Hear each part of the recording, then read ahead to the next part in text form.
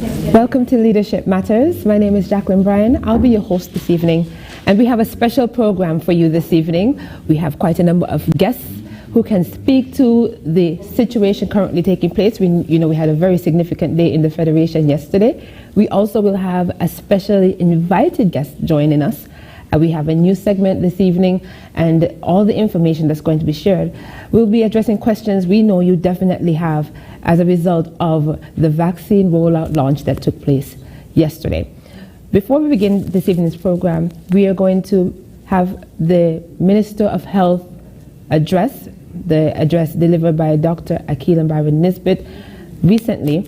We're going to have a rebroadcast of that, and once we come back, we'll get right into the program, so don't touch that dial.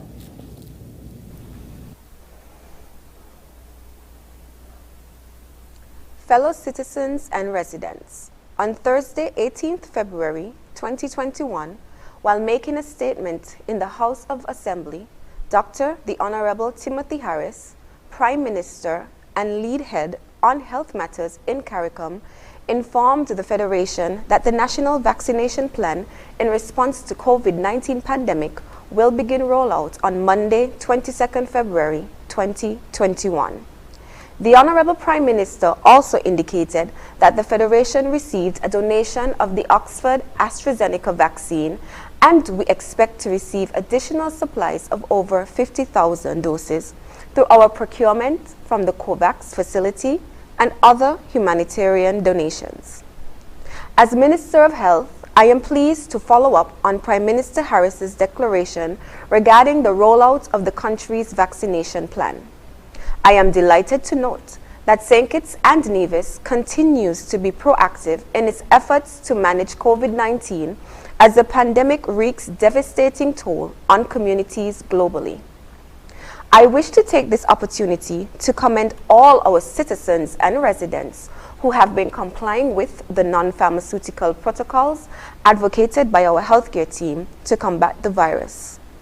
Indeed, as a small island developing state, we have been able to protect our citizens and successfully prevent COVID-19 related mortality with our limited tools and resources, an all-of-society approach, and certainly in the true spirit of community, to the extent that St. Kitts and Nevis has become a model country relative to the management of COVID-19.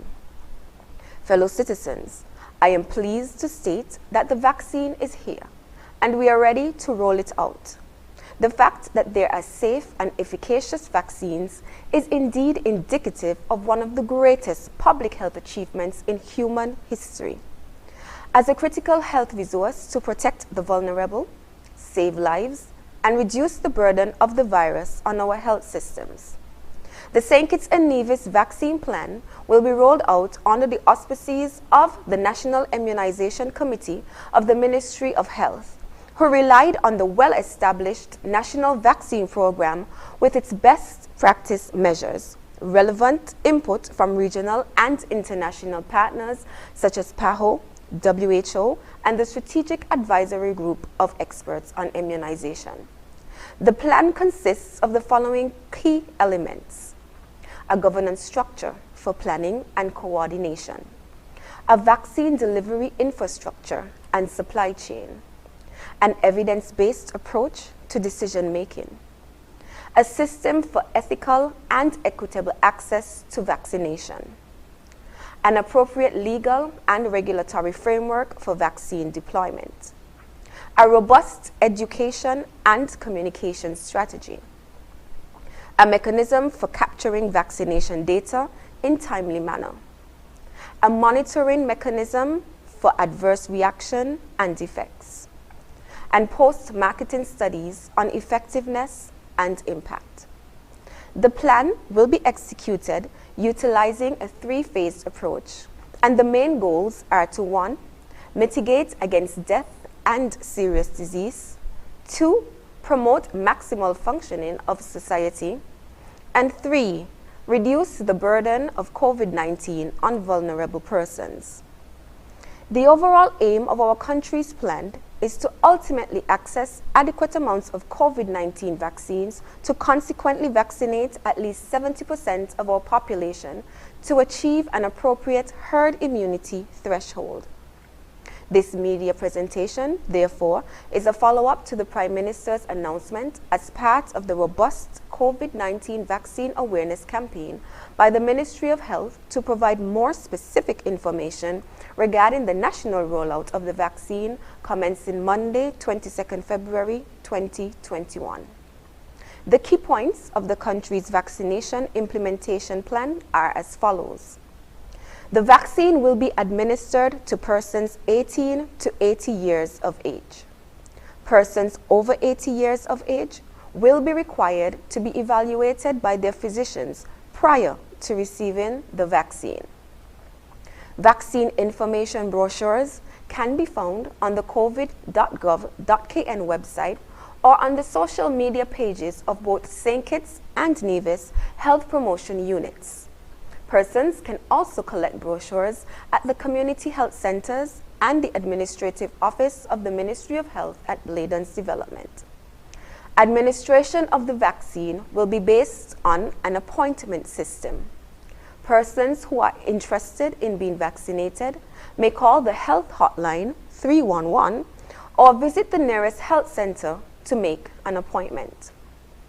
Once the first dose of the vaccine is given, persons will be issued with a COVID-19 vaccination record card and an appointment to return in 10 weeks for the second dose of the vaccine. Additional information regarding the vaccines and the vaccination process will be disseminated to the public via various modes of communication as part of the Ministry's awareness campaign.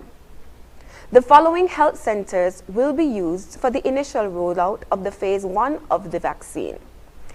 On St. Kitts, Newtown, Basse-Terre, Sandy Point, and Tabernacle Health Centers, and on Nevis, Charlestown, Gingerland, and Combermere Health Centers.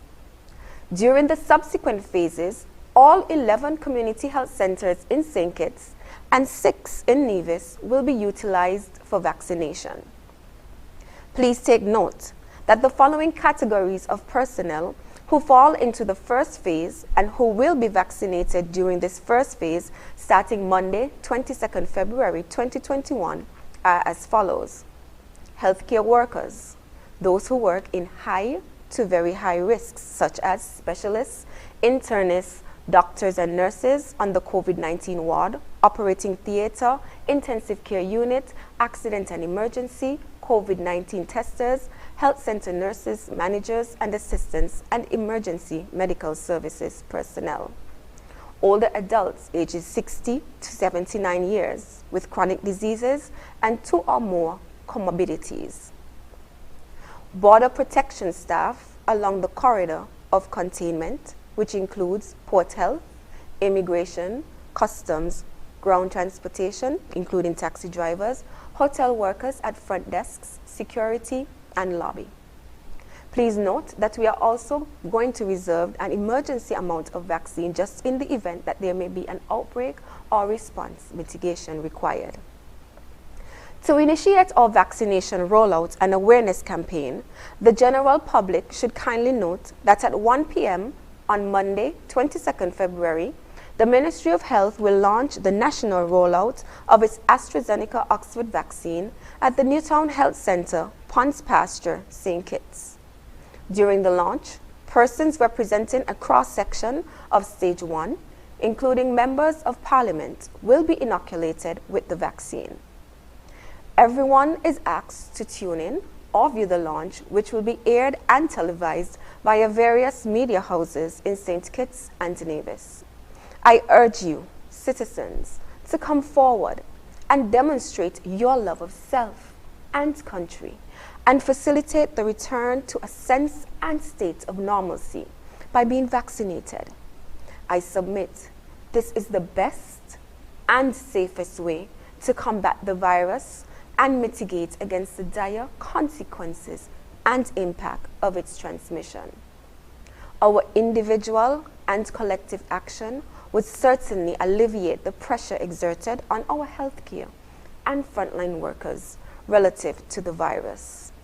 Finally, as we embark on our vaccination rollout, I ask you not to be complacent, but to maintain continued vigilance and adherence to the public health measures we have adopted thus far in our quest for a stronger and more resilient and safer health sector, and by extension, a safer Federation of St. Kitts and Nevis.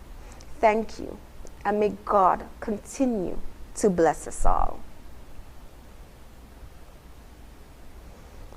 In your formative years,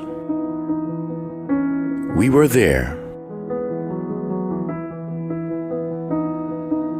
When you got the good news and the bad, we were right there with you.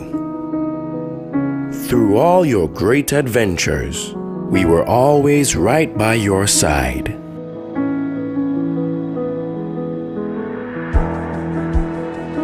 Now that life has thrown us a curveball, we are still here.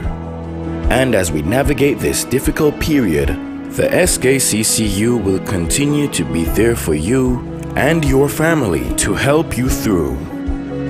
We will assist you in safely and efficiently accessing your funds through our digital platforms, online banking, mobile banking, ATMs, and even our drive-through services.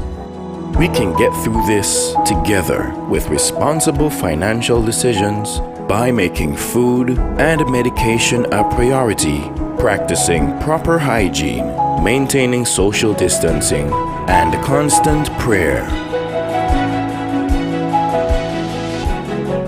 We're here for you. We're still here. We will get through this together. SKCCU will continue to be your financial partner for life. I will take the vaccine because building defenses against COVID-19 is a team effort, and we are all a key part of that defense. I definitely will be taking the vaccine when it's my turn. I will be taking the vaccine as it is an important tool in the fight against the pandemic. It is important for me to vaccinate to ensure that if I do become infected with the disease, it can prevent hospitalization. In addition, it also helps with herd immunity. I will take the vaccine to protect myself, my loved ones, my clients, my co-workers, my community. St. Kitts and Nevis, why do we need to vaccinate? Kenisha? So we can jab COVID-19 away.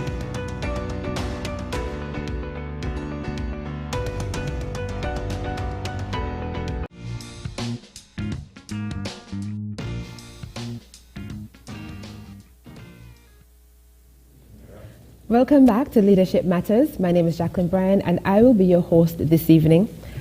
Leadership Matters airs every Tuesday right here on ZIZ at 8 p.m. And the program is held by Prime Minister Dr. the Honorable Timothy Harris, who uses the medium to share updates with you of national interest and also to hear from you about your concerns and any feedback you might have. This evening, he's going to be joined by very special people. As you may know, yesterday, Monday, February 22nd, thousands watched live the launch of the COVID-19 vaccination rollout. Our guests this evening will be able to speak to you much more about this initiative and answer any questions you might have about the vaccine. And they have also taken the vaccine themselves if you have any questions about that. I was told at the start of the program, I referred to Honorable Akila Byron Nisbet as Dr. Akila Byron Nisbet, so that was an error on my part. However, once I begin to introduce our guests, you might understand why.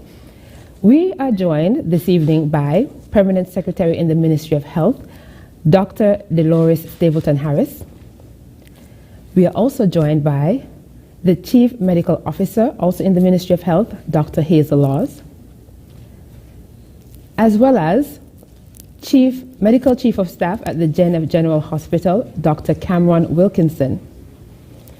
We also have a special segment this evening, during which we will be speaking with His Excellency Dr. Didacus Jules, who is the Director General of the Organization of Eastern Caribbean States, or the OECS. He will be joining us via a live link from St. Lucia. So, yes, I'm surrounded by doctors this evening, and I got a little carried away. We are going to begin our program with opening presentations. We will begin with the presentation from the Prime Minister, then the Permanent Secretary, followed by the Medical Chief of Staff and the Chief Medical Officer. So without further ado, we'll hear now from Prime Minister Dr. the Honorable Timothy Harris. Thank you very much, Jackie. My fellow citizens and residents and well-wishers, it is good to be back on This Week Leadership Matters. This is a popular interactive public education forum that engages constructively with our people on the big issues affecting their lives and livelihoods. Our aim is to educate, inform, and assist our people to play a meaningful role in the future development of our country, St. Kitts and Nevis. We also aim to learn from you and shape public policies based on your constructive feedback. The big issue for this week is the rollout of our vaccination program. Yesterday, February the 22nd, we commenced the historic rollout of a national vaccination program at the Newtown Health Center. We are now at a critical stage of the implementation of the final element of our four-pronged strategy to keep our country safe and restore it to normalcy in a safe and sustainable way. Yesterday, I was so proud to see so many persons volunteering to take the vaccine. We had members of the cabinet, doctors, nurses, the clergy, diplomatic corps, etc., being part of this watershed event. We have begun the process of immunizing our citizens and residents against COVID-19. In doing so, it is our expectation that we would achieve herd immunity so that our country can safely resume to, quote-unquote, a normal way of life. When we vaccinate enough of our population, we achieve our goal of reaching what the medical fraternity refers to as herd immunity, or what is sometimes called population immunity. This is the indirect protection from an infectious disease that happens when a population is immune, either through vaccination or through previous infection. In the case of the coronavirus disease, the scientific community has estimated that herd immunity comes when between 70 to 90% of the population receive vaccines. It is therefore extremely important that we in St. Kitts and Nevis and in the region achieve this goal. No one should be left behind. Everyone should be interested in protecting him or herself from the dangerous consequences of COVID-19. Several members of my cabinet and I volunteered to be part of the first batch of persons to be vaccinated. We have been assured by our team of medical experts that they have taken all precautions to ensure a successful vaccine rollout for our citizens and residents. Yesterday, I'm advised, around 70 persons participated in this pilot rollout. Today and every work day, our citizens and residents are encouraged to go to the relevant health centers or to call our national hotline 311 to get their appointment to be vaccinated.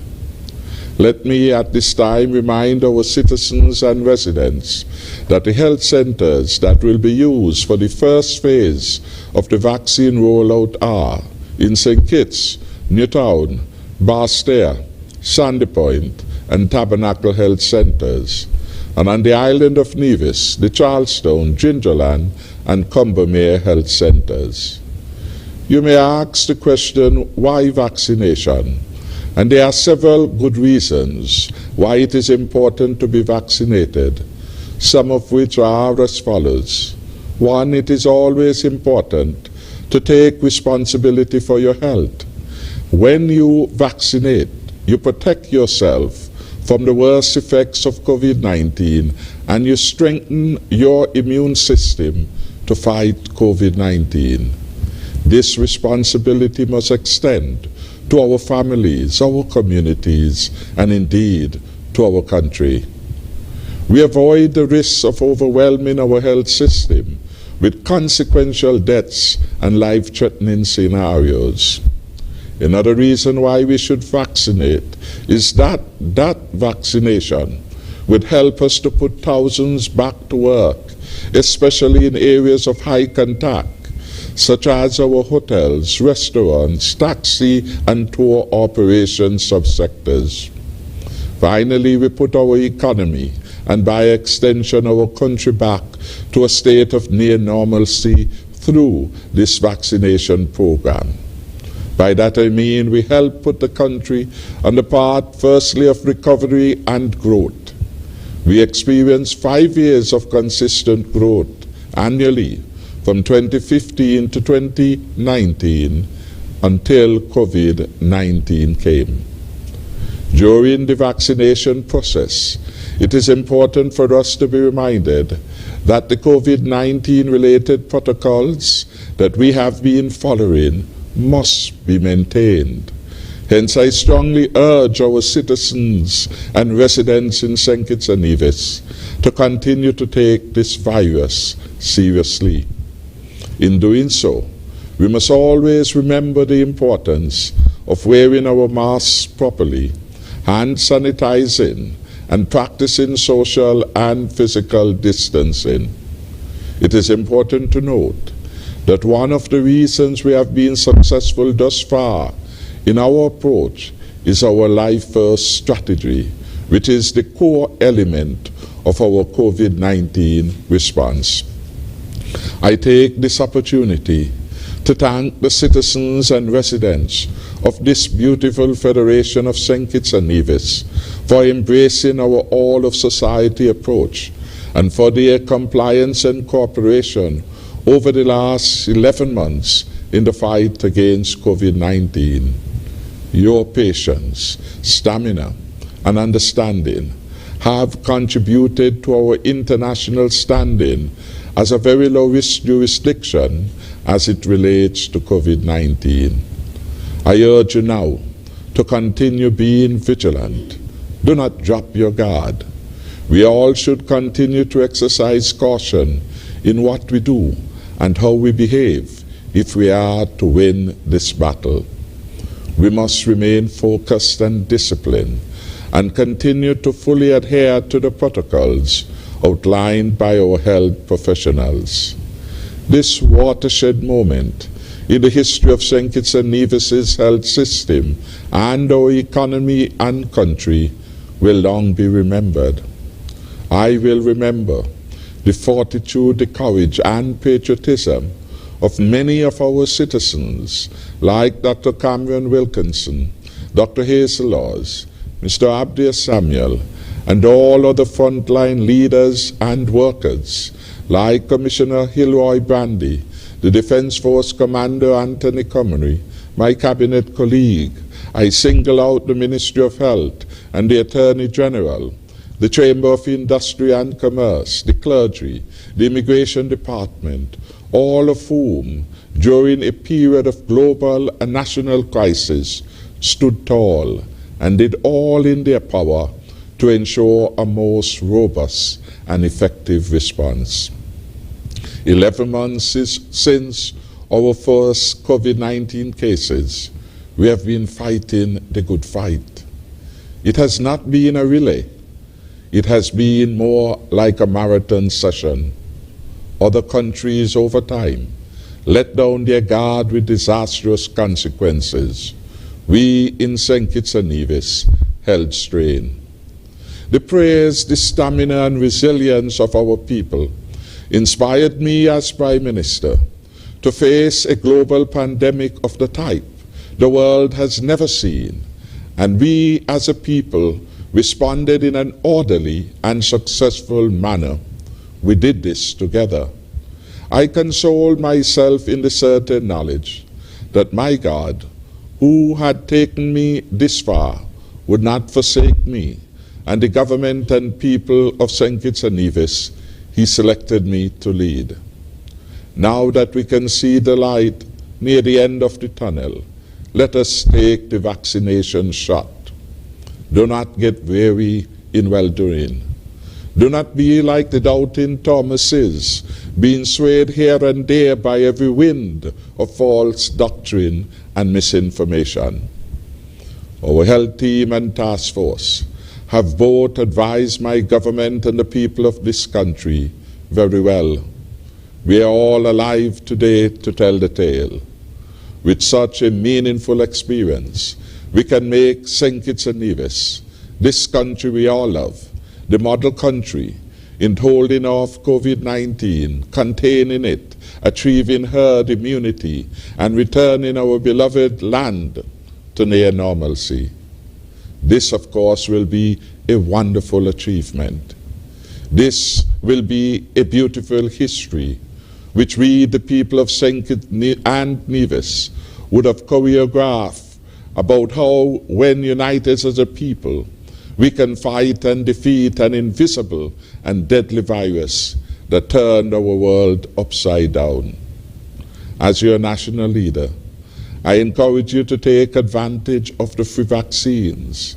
It costs you nothing, yet it will do you and your family a lot of good.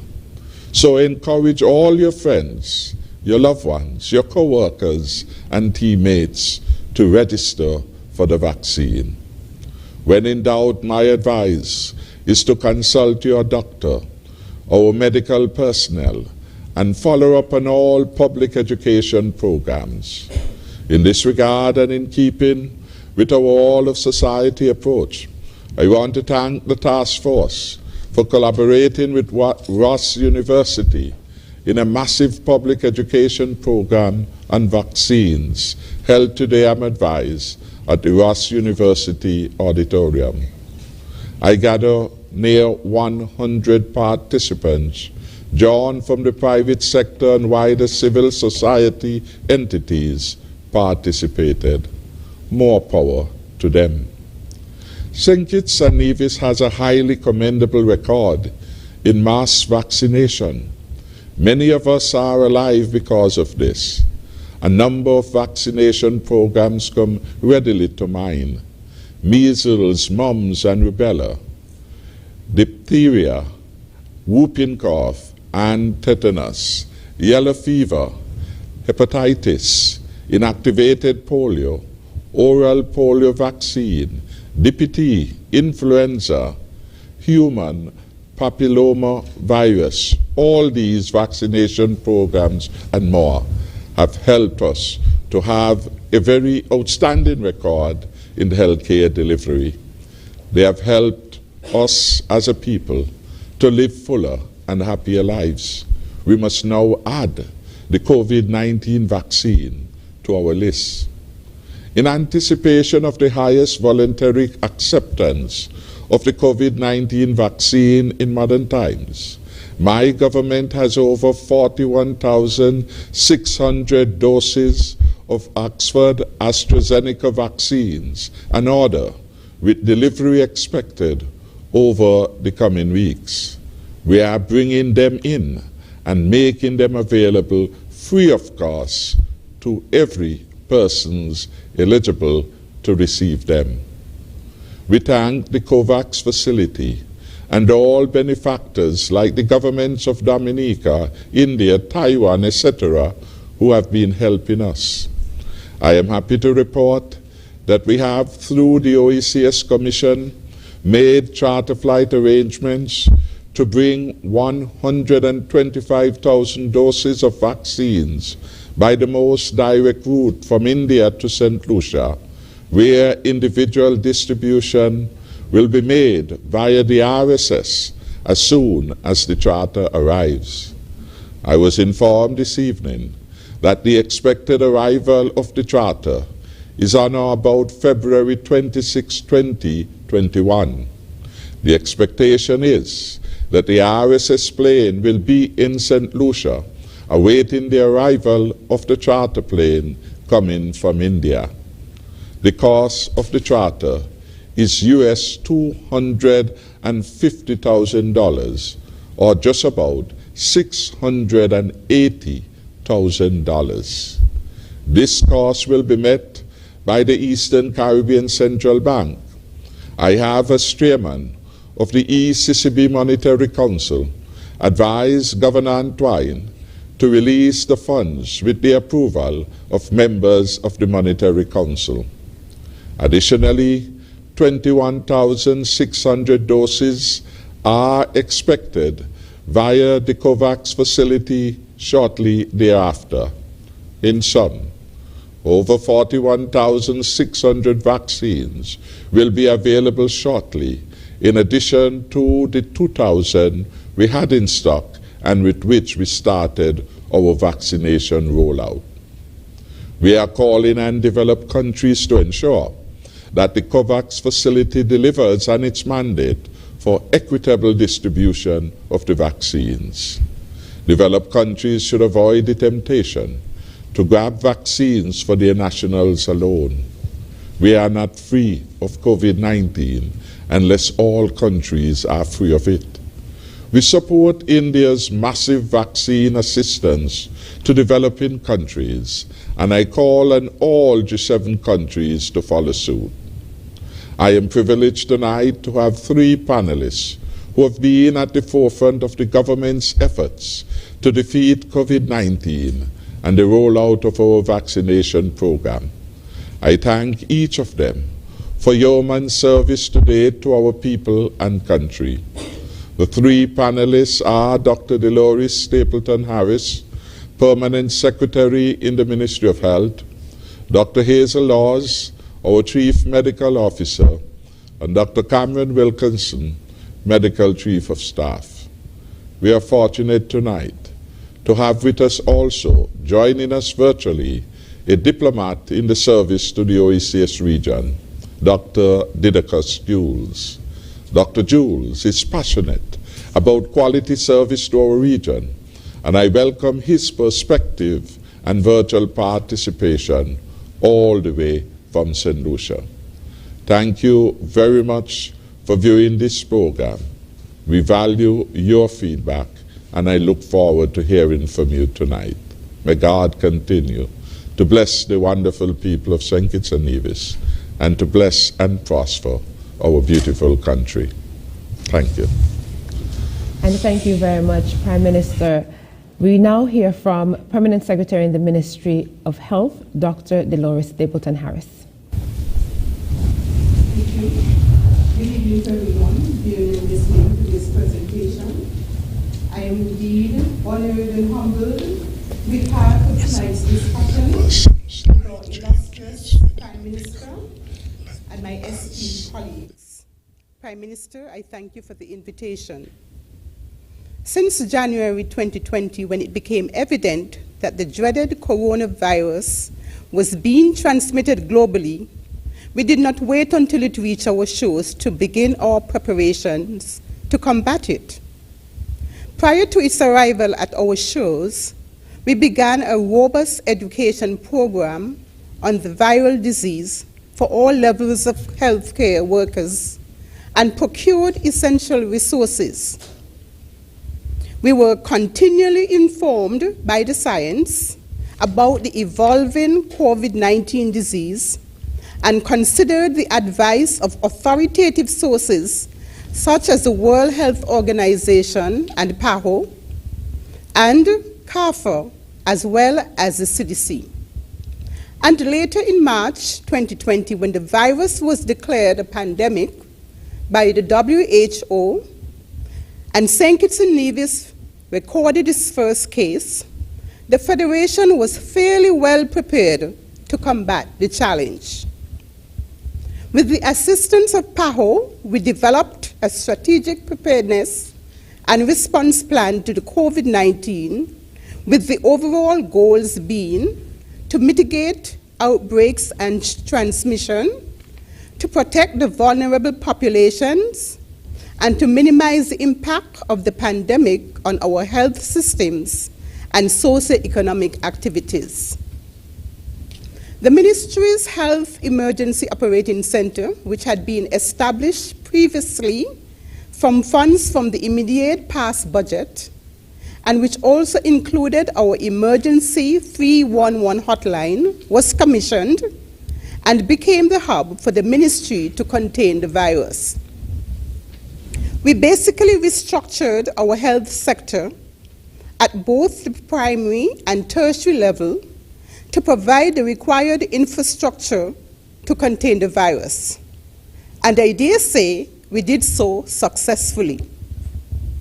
We encouraged, and at this juncture, I wish to publicly commend all our residents and citizens who have been complying with the non-pharmaceutical protocols, including frequent hand washing, meticulous respiratory hygiene, consistent wearing of masks, and physical and social distances as advocated by our healthcare team to combat the virus, as the Federation awaited a safe vaccine.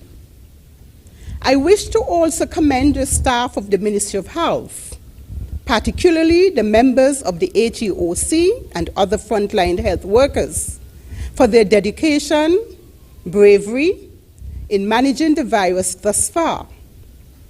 It is clear that the Ministry of Health has demonstrated strong resilience and commitment in its combat of the virus, with only minimal cases of COVID-19 and no related mortality or death.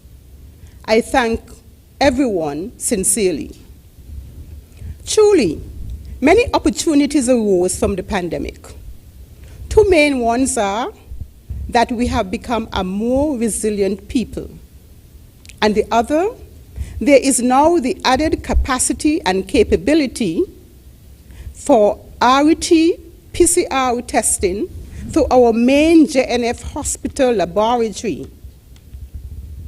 The polymerase chain reaction PCR gold standard test for COVID-19, now required by many global powers who are now modeling our protocols. And fellow citizens, we also now have the COVID-19 vaccine, the Oxford AstraZeneca Covishield, and are in the process of vaccination rollout, which is the main focus of tonight's presentation. The Honorable Prime Minister announced last week that the Federation has received a significant donation of the Oxford AstraZeneca vaccine, and we expect to receive additional supplies through our procurement from the COVAX facility, other supply platforms, and generous benefactors. Consequently, we launched our national COVID-19 vaccination rollout yesterday, Monday the 22nd February, which was extremely successful and included a broad-based cross-section of key personnel. And while we would have recorded a successful launch, of significance is the fact that full and effective implementation of our plan will rely on a good governance structure, given the range of responsibilities, personnel, and the responsiveness that will be demanded as the program rolls out. In fact, we recognize the need to augment and support existing structures for the implementation of the COVID-19 vaccination program. In the public health system, a vaccination program mitigates against morbidity and mortality caused by infectious diseases at the population level. The National Immunization Program of St. Kitts and Nevis is designed to provide safe, efficient, and effective administration of all necessary vaccines to the residents who indicate their willingness to receive it. The COVID-19 vaccine, therefore, will be administered as part of this existing system. Noteworthy also is the fact that relative to existing immunization programs and policies, the Ministry of Health makes policy decisions based on advice from the National Immunization Committee, which are subsequently implemented through community health services via the health centers within the Federation. The National Immunization Committee, therefore, was tasked to support the Ministry of Health and the HEOC to deliver an effective COVID-19 vaccination program that meets best practice and good governance. It is also responsible for managing vaccine procurement, storage, and distribution under validated cold chain conditions, immunization training, and providing communication materials about the vaccine to the public. This strategy aligns with the World Health Organization and the Strategic Advisory Groups of Experts, SAGE, on the vaccine program implementation. The Ministry of Health, along with the Office of the Epidemiologist, will also play a pivotal role. The epidemiological unit will collect, analyze, and publish the immunization data during the rollout of our vaccine programs in the Federation, liaise closely with our regional partners such as CARFA and PAHO, and the findings will ultimately inform further planning and policy development. Of importance also is the fact that the Ministry intends to implement a comprehensive, robust communication strategy to guide the education campaign to inform the public and generate the expected demand for the vaccine. You would have noticed that such a campaign has commenced utilizing traditional and digital media to disseminate the relevant content. Key stakeholders will be engaged to ensure success and in keeping with all of society approach adopted at the beginning of the response. I must commend the Ministry of Finance, led by the Honorable Dr. Timothy Harris, our Prime Minister, who has invested significantly in the required resources and funding in the overall COVID management, including procurement of vaccines. To date, we have invested a staggering $13.8 million, and the sum is expected to increase as we continue to procure essential supplies and vaccines.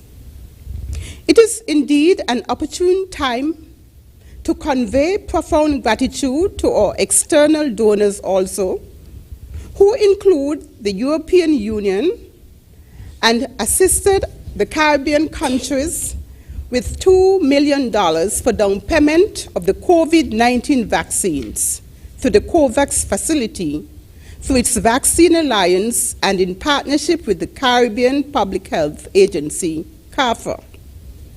I must also commend the Republic of China, Taiwan, who has been a loyal friend and ally of the Federation of St. Kitts and Nevis, and has pledged $600,000 to assist with vaccine procurement.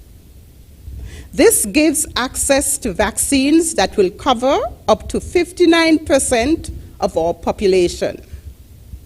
I also wish to commend the Government of India and the Commonwealth of Dominica for their generosity in the donation of vaccine, as well as the Pan American Health Organization, PAHO, for their immense technical and financial support to the Federation. With several safe and effective vaccines against COVID-19 on the market now, selecting a vaccine that is cost-effective and facilitates ease of storage will allow our health system to cover a higher percentage of the population as we aim for individual and community coverage and an appropriate herd immunity threshold, given the global demand, the global hoarding, and the fact that supply has lagged somewhat. As the Ministry of Health rolls out the vaccine, I can assure the public that all relevant logistics and storage chains are in place for the vaccine, as well as an established mechanism to track and trace all doses of the vaccine as they move through the system. I maintain that COVID-19 vaccine safety surveillance and pharmacovigilance are central to our vaccination rollout, and indeed the safety of the vaccines, staff, and consumers is paramount. I urge all citizens to take the vaccine. Thank you. And thank you so much, Dr. Delores Stapleton Harris, Permanent Secretary in the Ministry of Health. We will now hear from the Medical Chief of Staff at the JNF General Hospital, Dr. Cameron Wilkinson. Thank you, Jackie. History of vaccines and their importance. In the 1760s, smallpox was killing nearly 400,000 Europeans each year. A strange rumor started to spread that dairy workers never seemed to contract smallpox. The rumor reached the ears of a surgeon's apprentice named Edward Jenner. He recognized that dairy workers had already been exposed to a similar virus called cowpox, contracted from cows, leading to very mild disease. Those previously infected with cowpox were thus protected from the deadly but similar smallpox virus. Jenner started to inoculate children with cowpox, stemming the tide of death. The world's first vaccination was born. The most commonly used vaccines have been around for decades, with millions of people receiving them safely each year. More than 3 million lives are saved each year from vaccines. More lives will actually be lost from the disruption that will occur at all levels of society if these diseases were allowed to run rampant. Imagine a world where we were fighting COVID-19 in addition to smallpox, polio, mumps, measles, and rubella, just to name a few. Despite the stark realization of the importance and efficacy of vaccines, there are still some persons who are reluctant to take them. Our vaccine rollout. I believe Monday, the 22nd of February, will be remembered as a major milestone and turning point in the Federation's fight against this deadly virus. Over 70 frontline and essential workers, including 22 of my medical colleagues, joined us and rolled up their sleeves and took the vaccine against COVID-19. It was also very reassuring to see the Prime Minister, the Minister of Health, members of Cabinet, and the top brass from the police, army, and port authorities leading by example. The vaccine rollout was not only an effort to protect us from this deadly virus, but to show you the confidence we have in the vaccine's efficacy and safety. The success of vaccines in eliminating a number of diseases locally and worldwide, some that require over 90% population coverage to achieve herd immunity, speaks to the fact that the majority of us do the right thing and get vaccinated. I am certain that our people will do the right thing again and be protected through vaccinations. What's involved in bringing a vaccine to market? As with all medicines, every vaccine must go through extensive and rigorous testing to ensure it is safe before it can be introduced in a country. An experimental vaccine is first tested in animals to evaluate its safety and potential to prevent disease. If positive results are achieved in the lab, a manufacturer can then apply for clinical trials, meaning testing in human beings. Many of the COVID-19 vaccine trials will never make it beyond the stage of animal testing. There are currently more than 200 such vaccine trials being conducted, with only 60 at the clinical stage, and just a handful have been given emergency use authorization for use in the general public. This speaks to the rigorous safety hurdles that have to be crossed before a vaccine can make its way into your arm. These trials typically involve several thousand healthy participants on a voluntary basis whose safety is ensured by national regulatory authorities and may last many years. The trials are bounded by strict regulations and take place across 4 main clinical phases once reliable safety data are received from animal studies. In phase 1, the vaccine is given to a small number of volunteers, usually between 20 to 50, to assess its safety, side effects, composition, mode of administration, confirm if it generates an immune response, and determine the right dosage. If successful, it proceeds to phase 2. In phase 2, the vaccine is usually given to hundreds of volunteers who are closely monitored for any side effects and to further assess its ability to generate an immune response. Participants in this phase have the same characteristics such as age and sex as the people for whom the vaccine is intended. In this phase, some volunteers receive the vaccine and others do not, which allows comparisons to be made and conclusions drawn about the vaccine. Phase 3 is similar to phase 2, but expanded to involve thousands of volunteers with continued assessment of the safety and efficacy of the vaccine. Once the results of the phase 3 clinical trials are available, a number of steps are required, including reviews by various regulatory boards before the vaccine can be introduced into a national immunization program. Following the introduction of a vaccine, close monitoring continues, phase 4, to detect any unexpected adverse side effects and further assess its effectiveness in the general population. Who approves vaccines? Once a vaccine has been developed, national regulators decide whether to introduce it in their country. The World Health Organization provides information to support this process through comprehensive evaluation of the available evidence and provide regular updated position papers on the vaccine.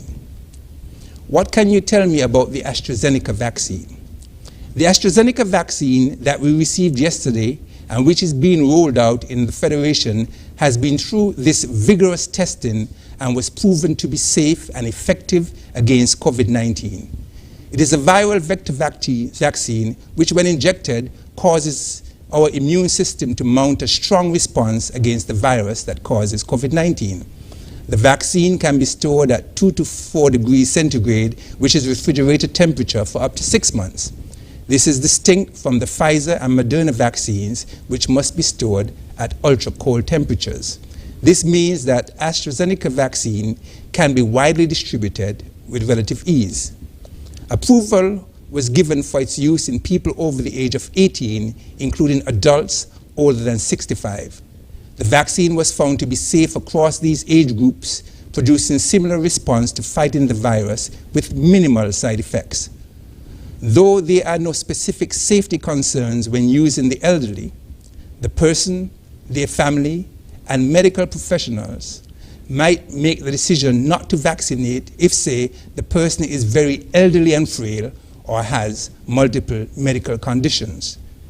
Recent data shows the vaccine demonstrated 82.4% efficacy after 2 standard doses given 3 months apart. The efficacy was lower if the doses were given closer than 6 weeks apart. The timing between doses is therefore a key factor. We therefore will be given our doses 10 weeks apart to improve efficacy.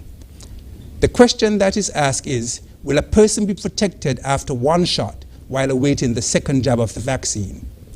Recent studies show that the vaccine has 76% efficacy after just a single dose. This is relatively high, remembering that the flu vaccines taken by millions each year and saving millions of lives have efficacies ranging from 40 to 60%.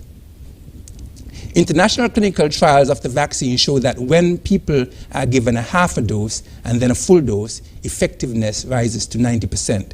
But there is not enough clear data to approve the half dose, full dose idea as yet. Is the vaccine effective against variants?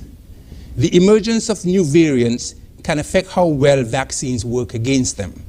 We recently saw this in South Africa, where researchers concluded that 2 doses of the AstraZeneca vaccine had minimal efficacy in mild to moderate COVID-19 cases caused by the South African variant. There is still hope that the vaccine will work against severe disease caused by this variant. The news is, however, looking good against the UK variant. Researchers concluded that the AstraZeneca vaccine had an efficacy against the UK variant similar to that of the original virus. Can I still transmit the virus after being vaccinated? The question as to whether vaccines can reduce transmission as well as disease has been asked of all COVID-19 vaccines, and emerging data for the AstraZeneca vaccine is encouraging. The vaccine may block transmission after just a single dose. This means that you are less likely to infect someone once you are vaccinated. The researchers derived this data by taking weekly nose swabs from both symptomatic and asymptomatic cases and testing for the presence of the virus. They observed a 67% fall in swabs positive for the virus after just one shot of the AstraZeneca vaccine. This vaccine therefore has a potential to substantially affect virus transmission by reducing the number of highly infectious persons in our population. Because of this, with widespread vaccination, we may see a change in our travel protocols and easing of restrictions internally. What are the side effects? Some of the side effects are just evidence that the body is processing the vaccine and creating a protective shield. The symptoms therefore mean that the shield is working. It is therefore very, very normal for someone to feel some negative symptoms after the vaccine. The common symptoms may be pain and tenderness at the site of injection, a general feeling of unwell, chills, headaches, nausea, and joint pains. Some less common side effects are feeling dizzy, decreased appetite, abdominal pain, and excessive sweating. Where is this vaccine made and how reliable is the source? Some vaccine manufacturers have multiple manufacturing sites around the world and partners from whom to source ingredients and distributors who can deploy the vaccine. These partnerships will accelerate production and distribution and help bring an end to this pandemic. A major positive of the AstraZeneca vaccine is that it has more than one supply chain. One of these sites is the Serum Institute of India that has been in existence since 1966 and is ranked as India's #1 biotechnology company.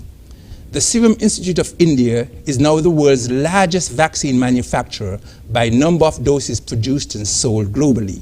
More than 1.5 billion doses are distributed yearly and includes polio, diphtheria, tetanus, pertussis, Haemophilus, BCG, hepatitis B, measles, mumps, and rubella vaccines. It is estimated that about 65% of the children of this world, including the children of this federation, received at least one vaccine manufactured by the Serum Institute. Vaccines manufactured by the Serum Institute are accredited by the World Health Organization and are being used in 170 countries across the globe in their national immunization programs, saving lives. My final advice.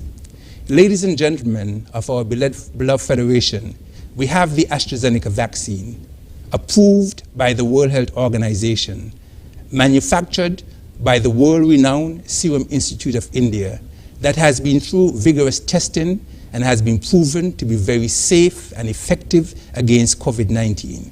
This is your path to preventing this deadly virus from snatching your life or that of your loved ones in an untimely manner. This is our opportunity to get this country back to normal. We have fought a good fight and were successful thus far. Let's finish the race. Vaccines save lives, and this one certainly will. I want to end by using a slogan coined by my friend Mr. Milobox. Please, do not hesitate, vaccinate. I thank you. And I thank you, Dr. Wilkinson, for your presentation. We'll now hear from our Chief Medical Officer in the Ministry of Health, Dr. Hazel Laws. Thank you, Mrs. Jacqueline Bryan, and pleasant good evening to everyone. Tonight, we hope to unlock the science of the COVID-19 vaccine. In my presentation, I will aim to achieve 3 objectives. 1, provide you an update on the COVID-19 pandemic, summarize our national COVID-19 vaccination implementation plan, and share some facts regarding the AstraZeneca Oxford University Covishield vaccine. Over the past 14 months, over 111.4 million persons have been confirmed with COVID-19, and over 24.5 million deaths have been reported globally. In the United States, over 28.2 million persons have been confirmed with this disease, and over 500 100,000 deaths have been reported in the USA. Amongst the CARICOM member states, over 100,000 persons have been confirmed and over 1,870 deaths have been reported. In the Federation of St. Kitts and Nevis, we have reported 41 confirmed cases to date. 40 of these cases have fully recovered. At present, we only have one active case. That case is stable and is being monitored as we speak. Regarding our national COVID-19 vaccine deployment and implementation plan, we are seeking to access enough vaccines to cover over 75% of our population. We have already received 2,000 doses of the AstraZeneca Oxford vaccine, and in short order, we expect to receive over 40,000 additional doses of the AstraZeneca Oxford vaccine. Access to the COVID-19 vaccine is crucial to curbing the spread of COVID-19 infections.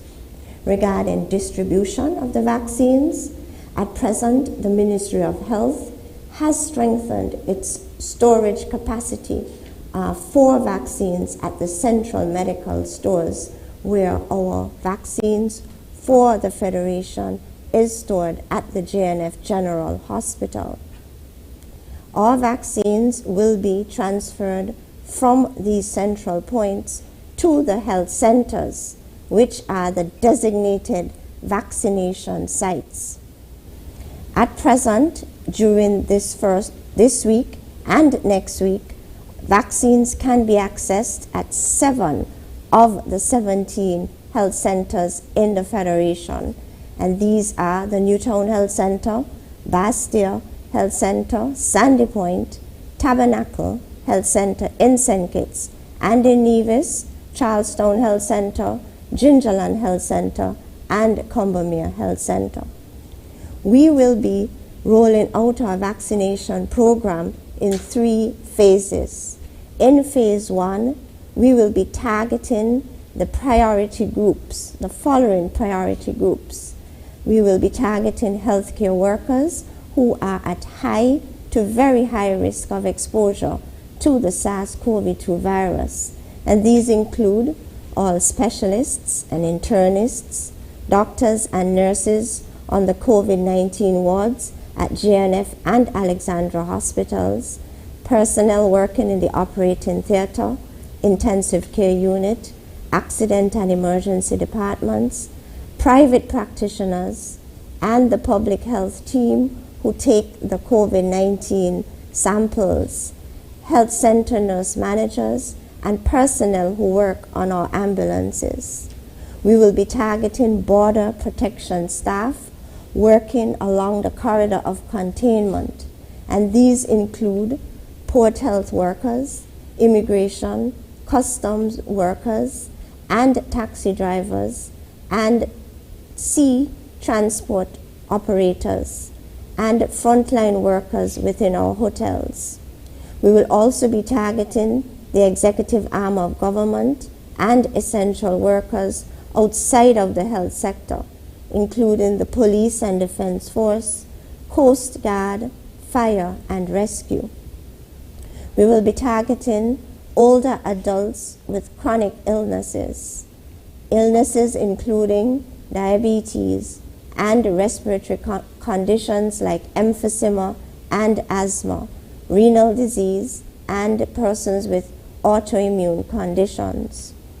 In phase 2, we will be targeting healthcare workers who are at moderate to high risk of exposure to the SARS-CoV-2 virus, and these would include personnel working on our medical wards, surgical wards, maternity units, personnel working in outpatients department, staff in nursing homes and in home care services, laboratory staff, pharmacy staff, staff in the X-ray department, and the mental health treatment center.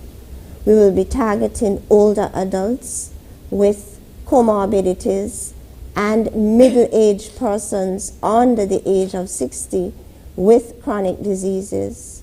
We will also target socioeconomic groups, including low-income migrant settlements in St. Kitts and Nevis, disadvantaged persons registered in the social security benefit systems, persons with disabilities, low-income groups, hard-to-reach populations, and persons with mental health conditions. In the third or final stage, we will target all the staff working in the Ministry of Education from the early childhood phase through to the tertiary institutions. We will also target the other essential workers and personnel in the social employment groups, which include persons working in prisons, manufacturing industry, New Horizon Detention Center, the Children's Home, and the offshore medical schools. We will target the healthcare workers who are at lower risk of exposure to the virus, workers at the Carding Home, Flamboyant Nursing Home, and Ministry of Health administration and clerical staff. We will also include all other members or adults in our society, and this would include our younger adults and our middle-aged adults. We will be using an appointment system whereby individuals who have decided to take the vaccine, you are expected to call either 311 to secure an appointment, or you can go to your nearest health center in order to secure an appointment to receive the vaccine. The Ministry of Health will monitor everyone who would have received this vaccine for side effects through our vaccine safety surveillance program. Upon receipt of your vaccine, you will receive a vaccination card. Now, this card will be stamped after receiving the second dose of the vaccine. The Ministry of Health has developed a comprehensive communication plan, and the aim is to increase the demand for this vaccine. We hope to use traditional media and digital media platforms. We will be hosting stakeholder meetings, and we are requesting that our stakeholders call the 311 number to make a request. Your meetings will be scheduled. The goal is for everyone to be able to easily get a COVID-19 vaccine. Persons most at risk will be prioritized. However, while we work towards rolling out a safe and effective vaccine, we must continue the essential public health actions to suppress transmission and reduce mortality. And these include active surveillance for COVID-19 cases. We must continue testing. We must continue our COVID-19 prevention and control measures. Yesterday, we launched our program at the Newtown Health Center. We witnessed the vaccination of 70 persons. Today, day 2, 47 additional persons were vaccinated. So, at present, a total of 117 persons have been vaccinated in the Federation so far.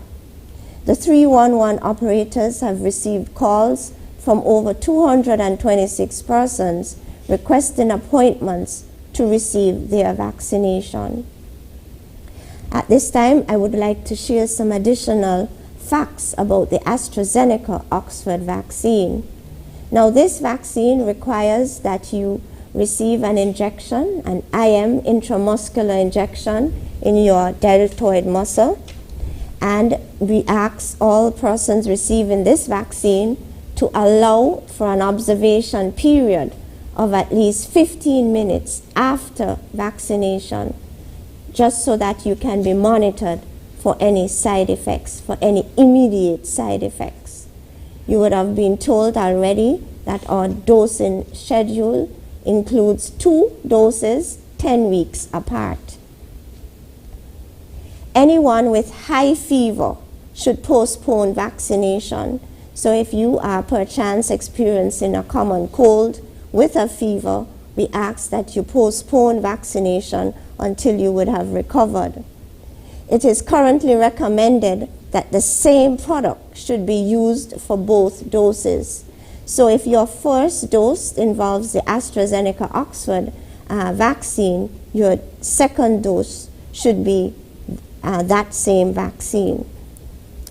Now, if you are pregnant, we advise or we recommend that you postpone vaccination until after delivery. Since the vaccine is a non-replicating vaccine, it is unlikely to pose a risk to breastfeeding children, to persons who are breastfeeding.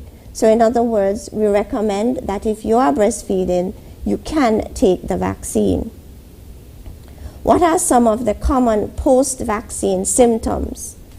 So I have been monitoring the individuals who were vaccinated yesterday, and I would have called a significant number of these individuals, and they have reported the following post-vaccine symptoms: tenderness and pain at injection site, feeling cold or experiencing chills last evening. Some experienced mild fever, which was relieved by just simple paracetamol tablets. Some explained that they were feeling or experiencing malaise or fatigue.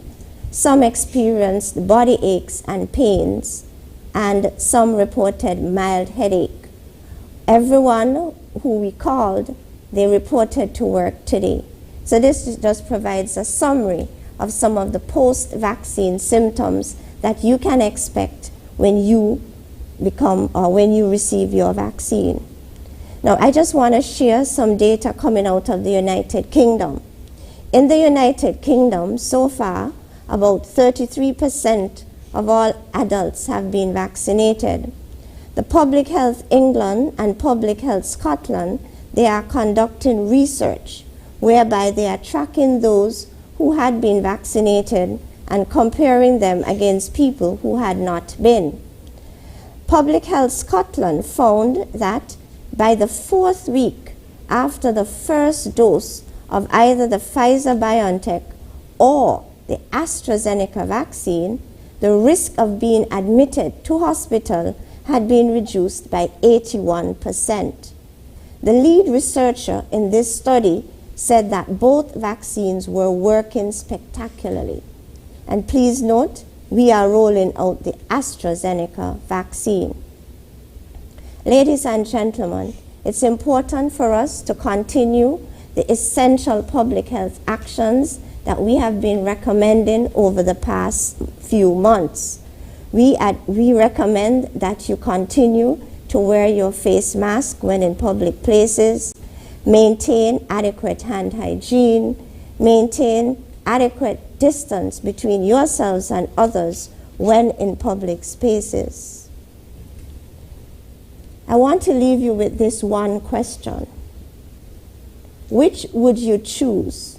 Would you choose the SARS-CoV-2 virus or the COVID-19 disease?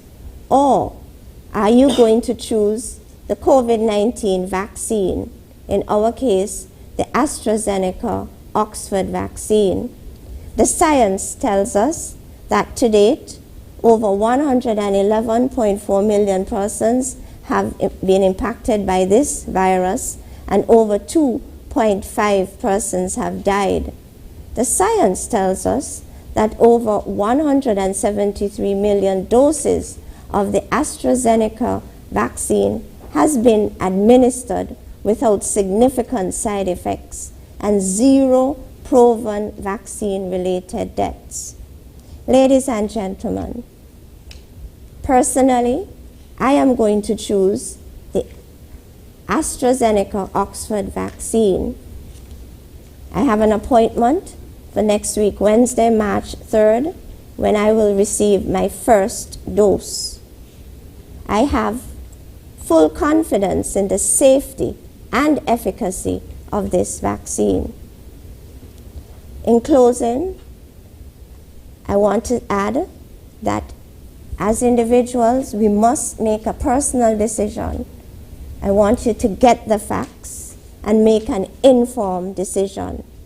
Don't hesitate, vaccinate. Vaccination ensures a healthy nation. Vaccination ensures that you protect yourself, your family, your loved ones, and our federation. I thank you. And thank you, Dr. Laws, for sharing all that information with us. We're now going to hear from Dr. Didacus Jules, the Director General of the Organization of Eastern Caribbean States, also known as the OECS, who is joining us live from St. Lucia. Hi, Ms. Bryant. Thank you very much for having me.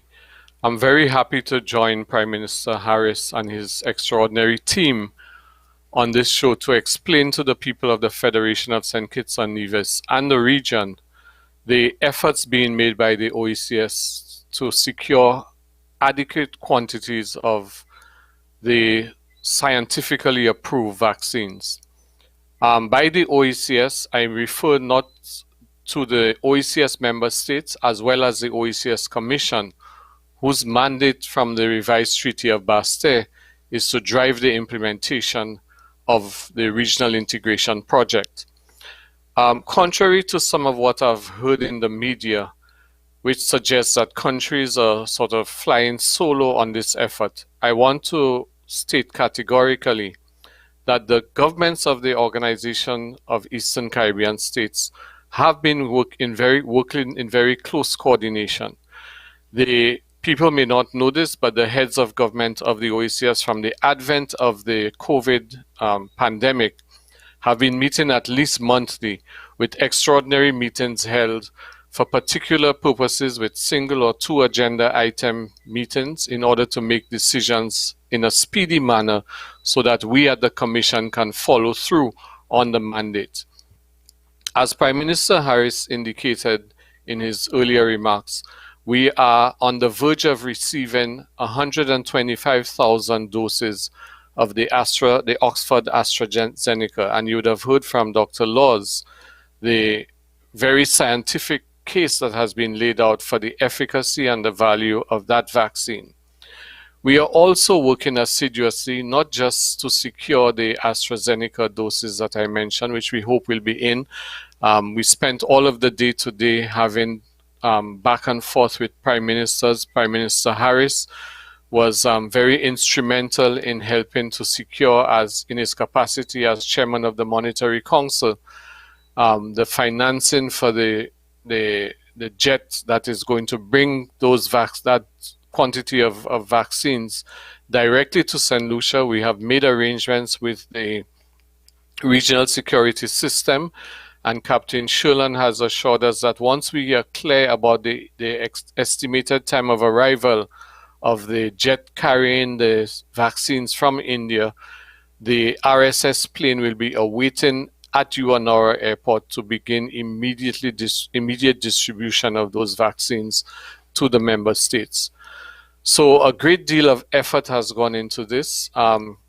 Aside from the immediate expectation of these vaccines coming in by Friday or the weekend, we have also been very aggressively seeking to obtain donations of vaccines from the developed countries. I think it has been explained by various members of the panel, the efforts being made on the COVAX initiative. St. Kitts and Nevis had the distinction of being one of the countries in the world who paid up almost their full commitment to COVAX. But as we well know, there has been a very aggressive round of vaccine diplomacy where some of the larger countries are looking to secure vaccines for their own citizens first. And of course, the OECS has been very vocal together with CARICOM in calling for vaccine equity to ensure that developing countries, small island developing states like ours, have equitable access to the vaccines. We have not just sat in expectation of donations and handouts from people, but we have been aggressively approaching other countries. The government of Cuba has approached and offered access to their vaccines. They are going through their stages for approval. The guiding principle in this is that for us, CAFA, we rely heavily on CAFA for guidance, and whatever vaccines are being applied in the OECS are doing so with the full knowledge and also with the support of CAFA. We want to also indicate that as a guiding principle, our search for vaccine support, just as we did prior to the vaccines, the search for tests, COVID gold standard tests, was 350,000 doses. In the case of vaccines, in the case of tests, we were seeking to obtain 350,000 tests. And we've been given great assistance by countries like Brazil and Argentina. So we continue that quest. Let me advise that even with the focus on the obtaining of vaccines, we continue our efforts to secure adequate numbers of quantities of testing kits of the gold standard COVID tests, because even if the vaccine is taken and we are able to achieve herd immunity, the continuing presence of COVID worldwide will mean that we will need to continue testing our populations to ensure that we have a handle on whatever may be the spread and are able therefore to deal effectively with any future trajectory of this pandemic. The guiding principle for the OECS is that no country must be left behind. And our chairman, Prime Minister Skerrit, as everyone knows, has set an extraordinary example of sharing by ensuring that what Dominica received has been shared. And I am not at liberty to give some of the details at this point, but there are many more efforts being made by all of the governments of the OECS, leveraging their diplomatic links and friendships and connections to ensure that we get adequate quantities. And a principle is that whatever we get, we are going to share to ensure that no member state is disadvantaged in the provision of vaccines or the necessary support equipment. At the OECS Commission, we continue to work with CAFA, with SEDIMA, with the chief medical officers. Our medical officers in the OECS are working hand in glove, again, behind the scenes. All of this is the very backbreaking backbone work that is being done, because the chief medical officers, for example, as well as our ministers of health, all have WhatsApp groups, so they are in daily contact. People are raising questions, seeking advice, exchanging views constantly throughout the day and at every stage of this effort. So there is no solo effort being made by any of our governments. No one is working in isolation from anyone else, and we are working assiduously to maintain that solidarity.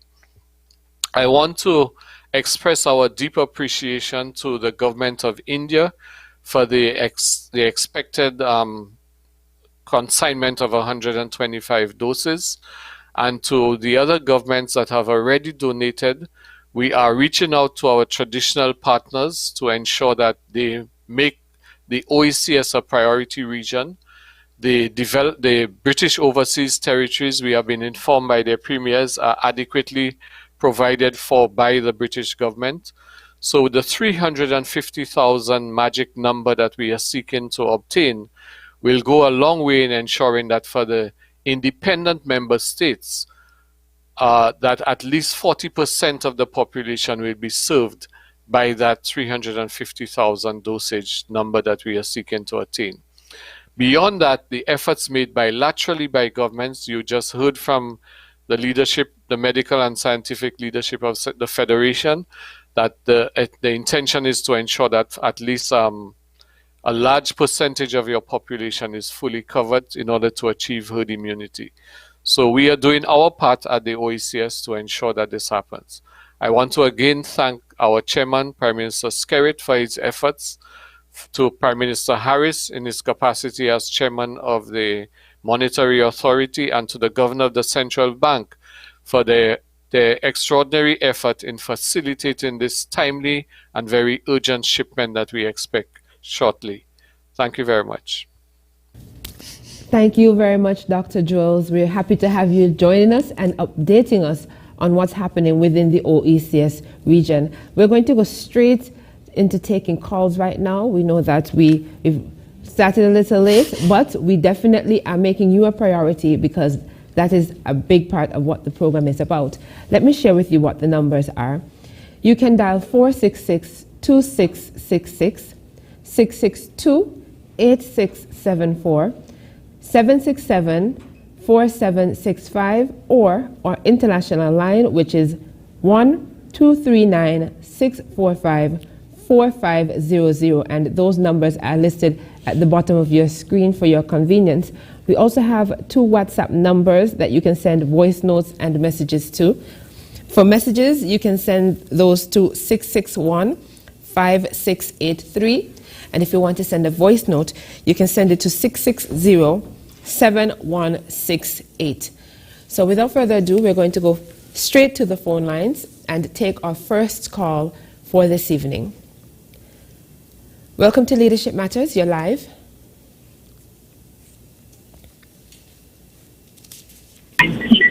Hello.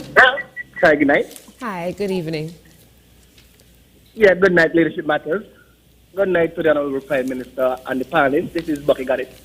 First, Prime Minister, I know you wasn't there last week, so let me say congratulations on the anniversary. The panelists you left there did a very good job in your absence. Now, I have just a little question, and I guess you're going to go towards the doctors. Now, it's evident that the quarantine period is working. Could you shed some light on what takes place, especially when someone is positive? Because we have noticed that nothing significant have happened in what the doctors have put forth in terms of making sure that when you're in quarantine and isolation, that you have a speedy recovery. So could you, just let the public know a little bit about if there's any specific medication that is used, especially during isolation, or is it the patients are just rested and then the body actually recover? I'm happy to hear that the Caribbean are linking together in terms of sharing this vaccine. So it's a good chance in case of we have a large turnout of persons in St. Kitts, and for some reason the vaccine that we have on hand run out, we can go to our neighboring island and get some of the vaccine. Is that correct? You can correct me in your briefing. And once again, Prime Minister, keep up the good work. As you can see, you have a good panelist there, and what you are doing, the country is benefiting. Many persons wouldn't come and say, Prime Minister, I thought you was wrong. But what you have done, you have protected us, and you will continue to protect us with the measures that you put in place. Have a good night. This is Bucky Garrett and Bucky Garrett. Over and out. Thank you so much for your questions. We'll take another call. Welcome to Leadership. Okay, we'll go to another call. Welcome to Leadership Matters. You're live. Yes, greetings to all. Greetings to all. Hi, good evening. Okay. We want to talk about other things, but it's all about vaccine, huh? I'm not sure you look like it's not even so much about corona, it's all about vaccine. All right, 2 things. We was listening earlier, and I think the Honorable Minister was talking about age, the age span between 18 and 80, and thereafter she said ones who are over 80, there is certain conditions. What we want to know is ones who are under 18, what's the condition? The other thing is, if it is all about upping up the immune system, if the vaccine is all about upping up the immune system to a point where one becomes where one body becomes what it ought to be to keep the virus, to keep the corona away. Why not? That is not the only way of upping up the immune system. Why haven't we placed more emphasis on lifestyles? You know, changing the way one eats and drink, and because there is food. There is food. Food can be the medicine. There is food that can up one immune system to a point where it ward off such things. So why are we just drawn into the vaccine as the only way? All the emphasis is placed on the vaccine. We will hang up and listen. And we want to say all the best. There is people who is going to take the vaccine, and there's people who is not going to take the vaccine. We want to wish those who take it all the best, and we want to wish us who not going to take it all the best.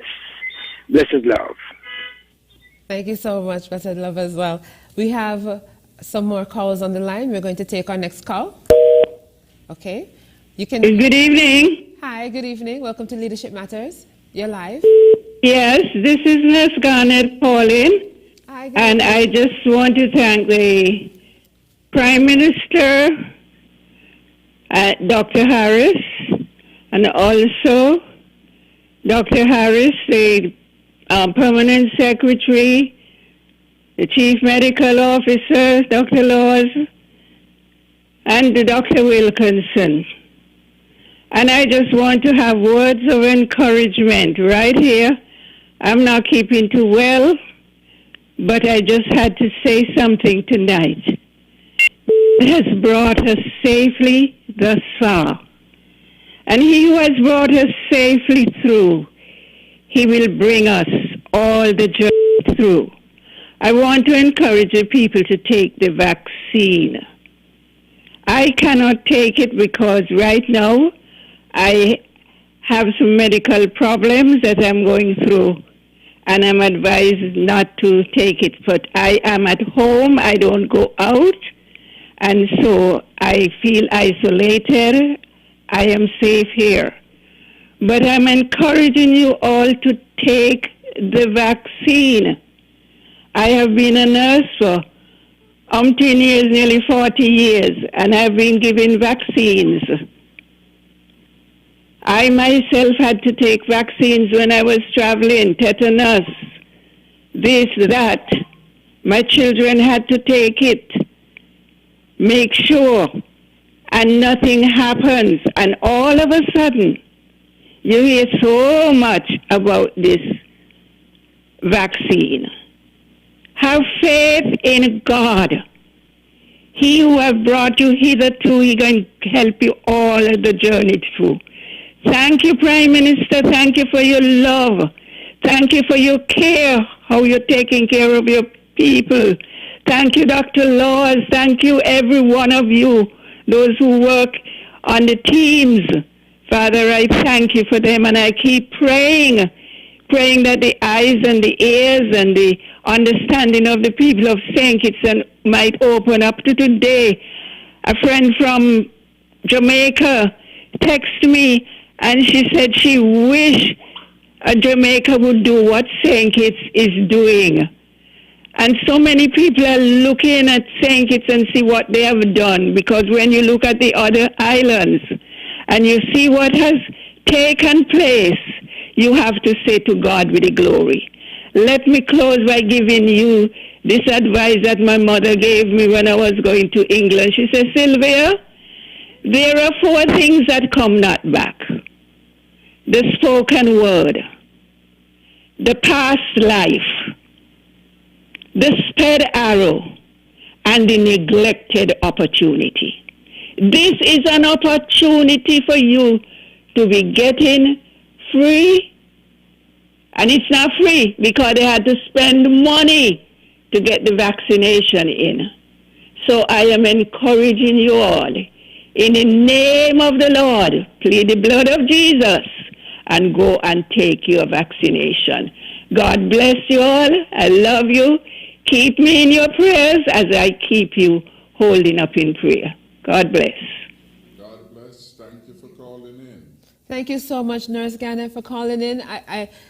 I'm sad to hear you're not in good spirits, but we really appreciate you taking time out to make a contribution still and encourage the citizens of this country to take the vaccine, especially with your experience. I think it has a lot of weight. So thank you so much, and we will keep you in our prayers. We hope you get better or feel better very soon. We will take some additional calls. We have other persons on the line waiting. Welcome to Leadership Matters. Okay. Welcome to Leadership Matters. You're live. Good night. Good night. Just two more questions. One. Sure. I'm happy that the Prime Minister have real leadership in taking the vaccine. However, I see he made a decision to have the good doctor take it when he was sick. Could he tell the people why he made that choice? Also, now this vaccine is 2 dosage. Now, if by chance you happen to get contracted with the coronavirus, would another dosage be recommended for you? I will make myself clear. If you get the 2 doses already, and then you've been contracted with the coronavirus, would you be able to take any more doses after that, or you're done? Is that 2 dosage for the year, or what period is that 2 doses last for? That's all. Okay, thank you for clarifying. I think we better understand your question now. We'll take another call. Welcome to Leadership Matters. Hello, good evening. Yeah, hello? Hello. You're live. Yeah, how are you? Good evening. Good evening to everybody. Good evening. Okay, I got a couple of questions. One, for the Prime Minister, the monies that was down paid for the vaccine, would there be some type of accountability? Number 2, the CMO, why is she going to wait until next week, Wednesday, to take that vaccine? And the rollout was already yesterday. Shouldn't she be one of the first persons taking the vaccine? Is she waiting out to see how other people react to the vaccine? And lastly, I had a concern. I noticed that the CMO said that the vaccine on Nevis was only rolled out in 3 health clinics there. I know that there's a health clinic in Cotton Ground, St. Thomas's Parish. I want to know why access is not given to that district over on Nevis. That's it for now. Thank you. Okay, thank you so much for your question, sir. We'll take another call. Welcome to Leadership Matters. You're live. Hello. Hello. Hi, good night. Hi. I'm going to pose my question to either Dr. Cameron Wilkinson, if he's there, or to Dr. Hazel Lord. I am concerned about the vaccination simply because I have underlying medical conditions. I take 8 different tablets at morning, 3 in the afternoon, and 8 at night. 8 and 8, 16, and 3, 19. So I take 19 different tablets, including gabapentin, Tramadol, metformin, Carvedilol, and I can go on and on, naming some of the names I can't even call. Would I be a candidate for that? Because with 19 different medications I'm taking, wouldn't it or mightn't it have a side effect on me? Recognizing I had triple bypass heart surgery. I'll wait offline and hear your answer. Dr. Laws or another medical practitioner who is on, please answer that. Thank you. Okay. Good night. Thank you so much for your question. We're going to take another call. Welcome to... Okay. I believe that was our final caller. Thank you so much for your questions. And I'm sorry if you didn't get an opportunity to get in, but you can still try and get your messages in. We're going to take take as many as we can, given the time constraints. So we will begin with our first caller, I believe we can do that, who asked what takes place when someone tests positive. I believe they were interested in the kind of treatment they receive. And also they asked about if we can go to neighboring islands for vaccines if necessary. Okay, so that's a very good question. When a result is returned positive, that means we would have identified a case. That individual is immediately placed into isolation, a room by themselves. So if it's at one of our COVID-19 certified hotels, and if the individual is with a spouse or a friend, they are separated and placed in an isolation room alone. And they are clinically evaluated by our internal medicine specialist, and that individual is followed up on a daily basis by the internal medicine specialist and the COVID-19 case manager. And so they are monitored daily. Now, if indicated, that individual can also be transported via ambulance to the hospital for a more in-depth clinical evaluation where we would actually monitor biomarkers. Now, if that individual requires hospitalization, that's also done. Now, of the 41 cases that we've reported, only about 6 or 7 were hospitalized for a short period of time. And so their management really involves symptomatic treatment to date. So to date, we have not had any moderately or severely ill cases with COVID-19. Now, one of the other callers spoke to or referred to our targeting persons between the age of 18 and 80, and he went on to ask, what about those who are under 18? So for now, this vaccine, the AstraZeneca Oxford vaccine, is indicated for persons 18 years and over. Now, in our federation, children between 0 and 17 years comprise 27.6% of our population. And so our hope is to try and cover the remaining, provide coverage, meaning vaccination coverage, for the remaining 72% plus of our population. And by doing so, you would achieve herd immunity.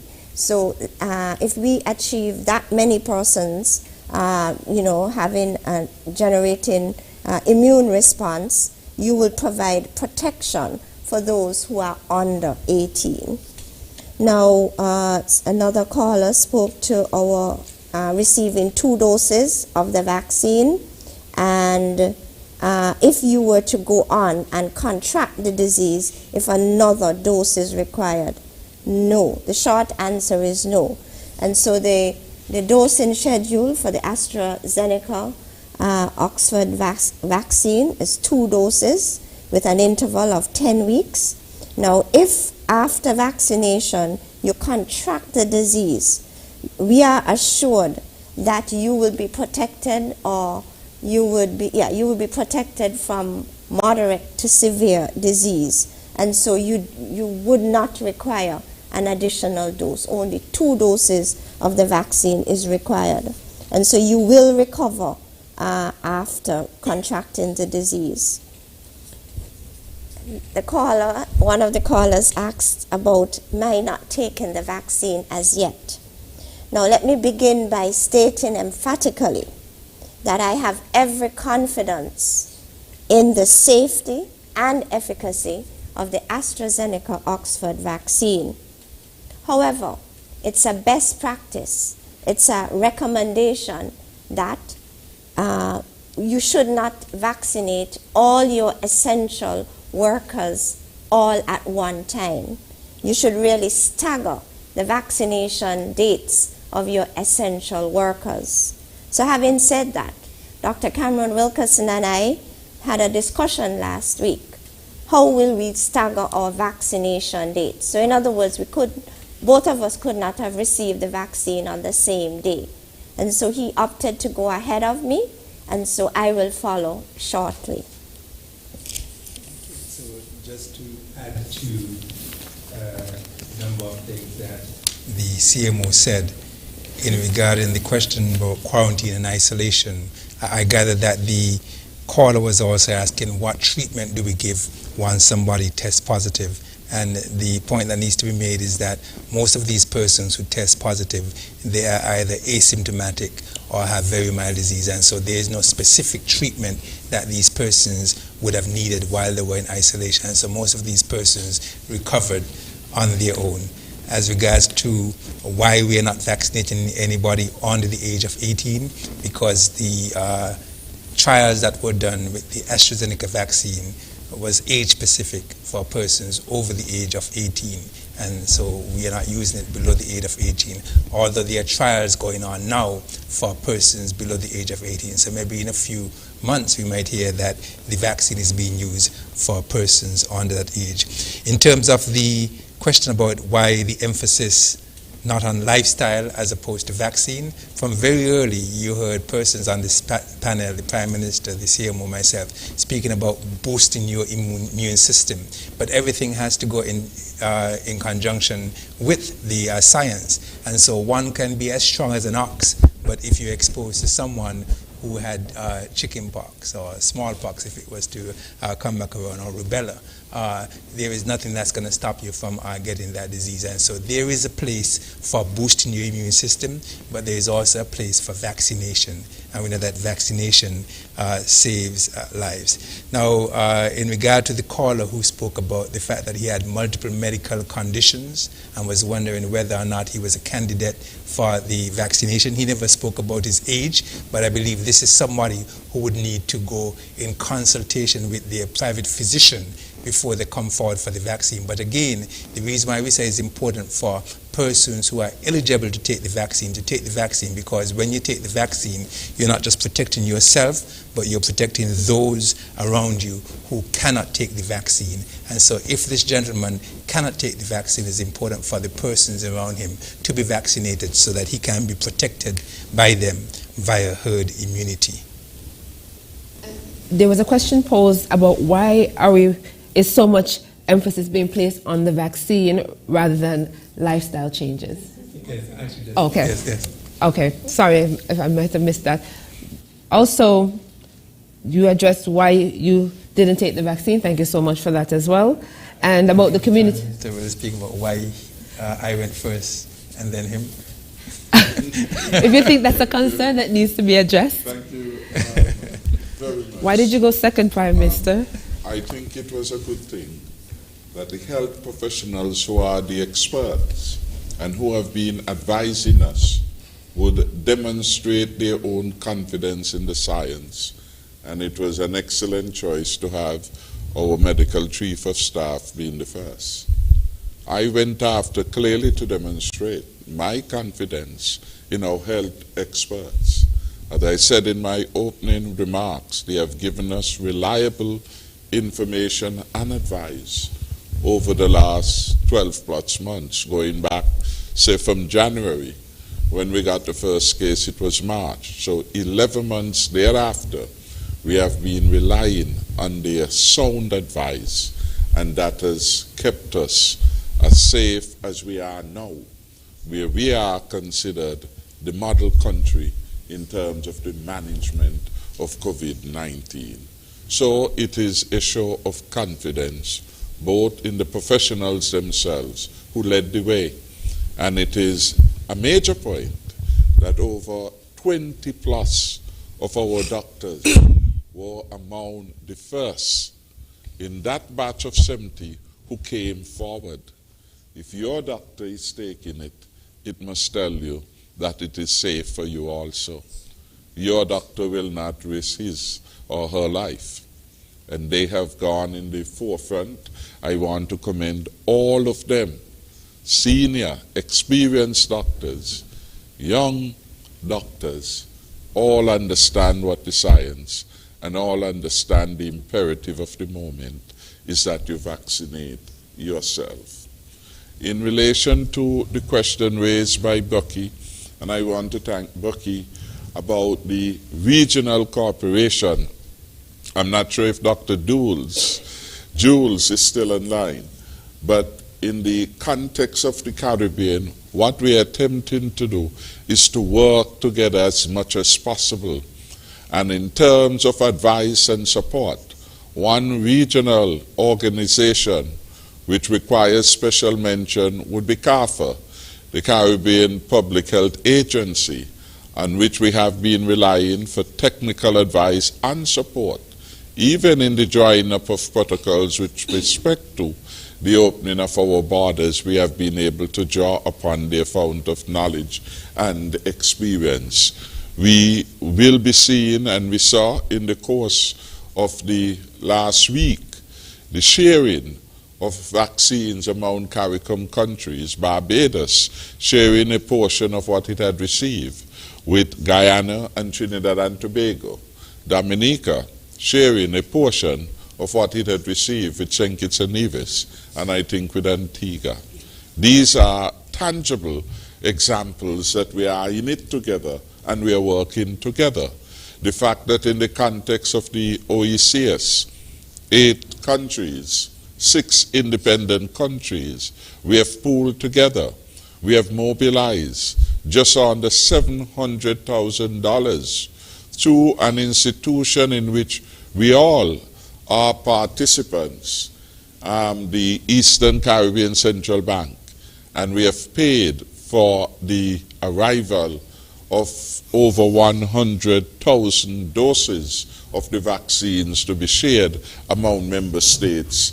That charter will allow us to get the doses which we need in quick time through the most direct route coming out of India. So that again is a very good example of the kind of collaboration which we are talking about. And yes, in our representation as an OECS region, Dr. Jules has required or asked for doses beyond what will be required if we were to go by the population data, and that is really to keep a portion of the vaccines in stock and available should any member state realize a spike in the spread of the COVID-19 in a particular community or area of the sub-region. So we are working together, and part of the work really is to share experiences and attempt to discern best practices. And that is why, as he said, sometimes twice per week, sometimes more, we are in consultation. Almost every day, there is some information in our OECS strat where we are discussing and finding ways to deal with this pandemic. Equally, we have had a series of meetings at the level of the CARICOM leadership, reported in the press, reported on radio and TV in St. Kitts and Nevis about our input with respect to those meetings. All these I see as signs of the Caribbean region working together, and the best example is the smaller subunit of the OECS. Someone asks about accountability with respect to vaccines and monies, donations in support. Every single dollar that we have received, we have made public notice of it.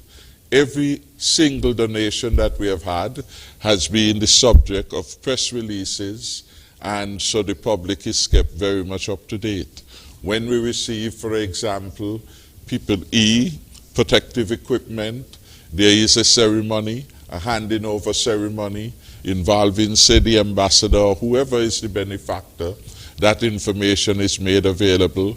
We see on our TV the Premier of Nevis come in, getting the portion that has been determined for Nevis, etc. So there is no hide and seek with any aspect of it. The fact that the Permanent Secretary in the Ministry of Health, who is the lead focal point on health matters, has been able tonight to indicate that we have spent over, repeat that figure, $1 million is an indication of the accountability that is there.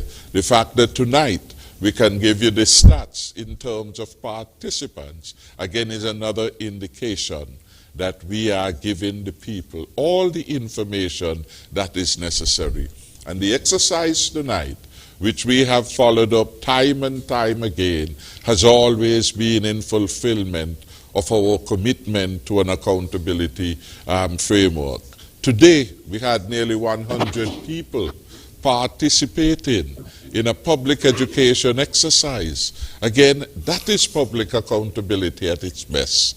And really, we are now masters of that. So we are doing what is the best practice, and many are learning from us about how do you satisfy the accountability mandate.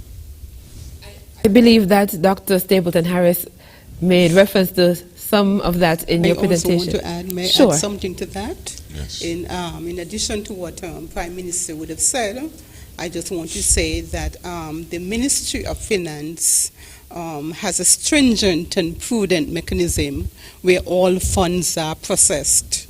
The caller asked specifically about the vaccine, and so all funds for the procurement of vaccines via the government are processed via the Ministry of Finance. Even when the funds are donated, the processing is done via the Ministry of Finance and the government's Treasury Department. So there is indeed a strong system of accountability relative to funds and monies. Thank you so much for responding to the questions, and we have to make sure we address all the questions and concerns that we receive. Doctor? One of the questions that was put, I'll ask CPS, because the caller did ask why certain health centers were not included. And though he made, you're going to answer? Yeah, we were deliberating who would respond to get to the question. Certainly. You can go ahead. Seeing as she had the floor ready, you can begin, and then they can make an additional contribution.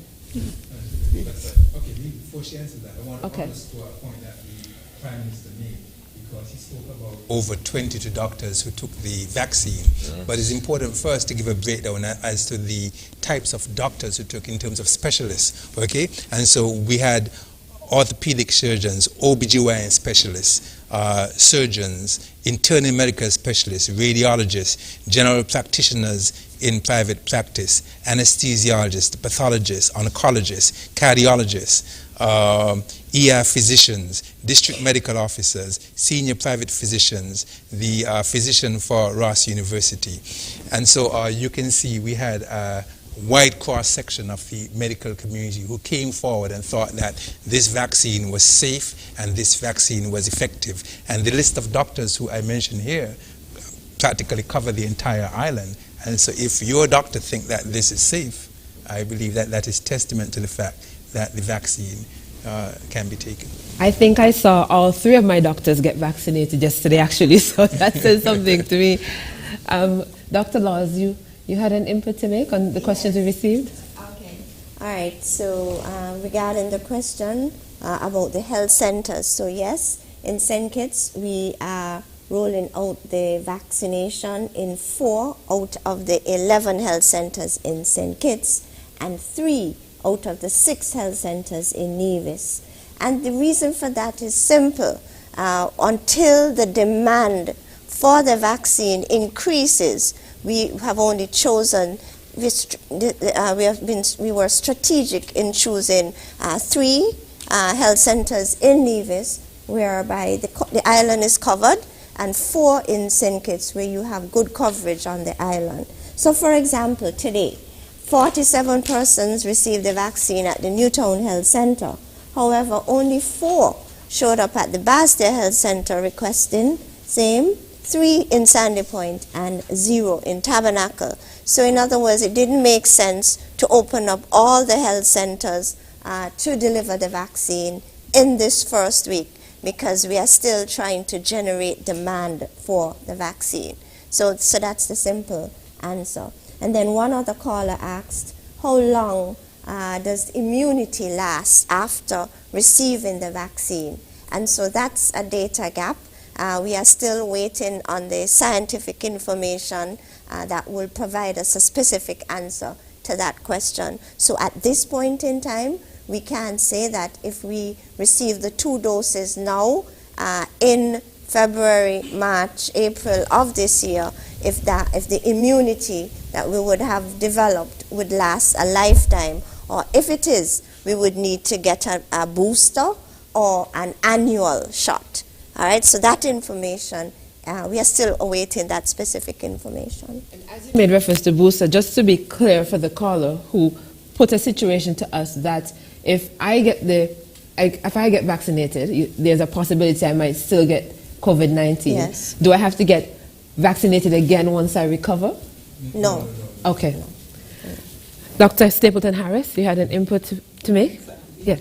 The health center rollout of vaccination. Yes. I just want to say, while we would have been starting with a minimal number of health centers, the fact that today we receive appointments over 250 via our hotline, 311 hotline, means then that there is a significant demand for the vaccination, and very shortly we will be rolling out the vaccine in other health centers beside the 4 that's been mentioned.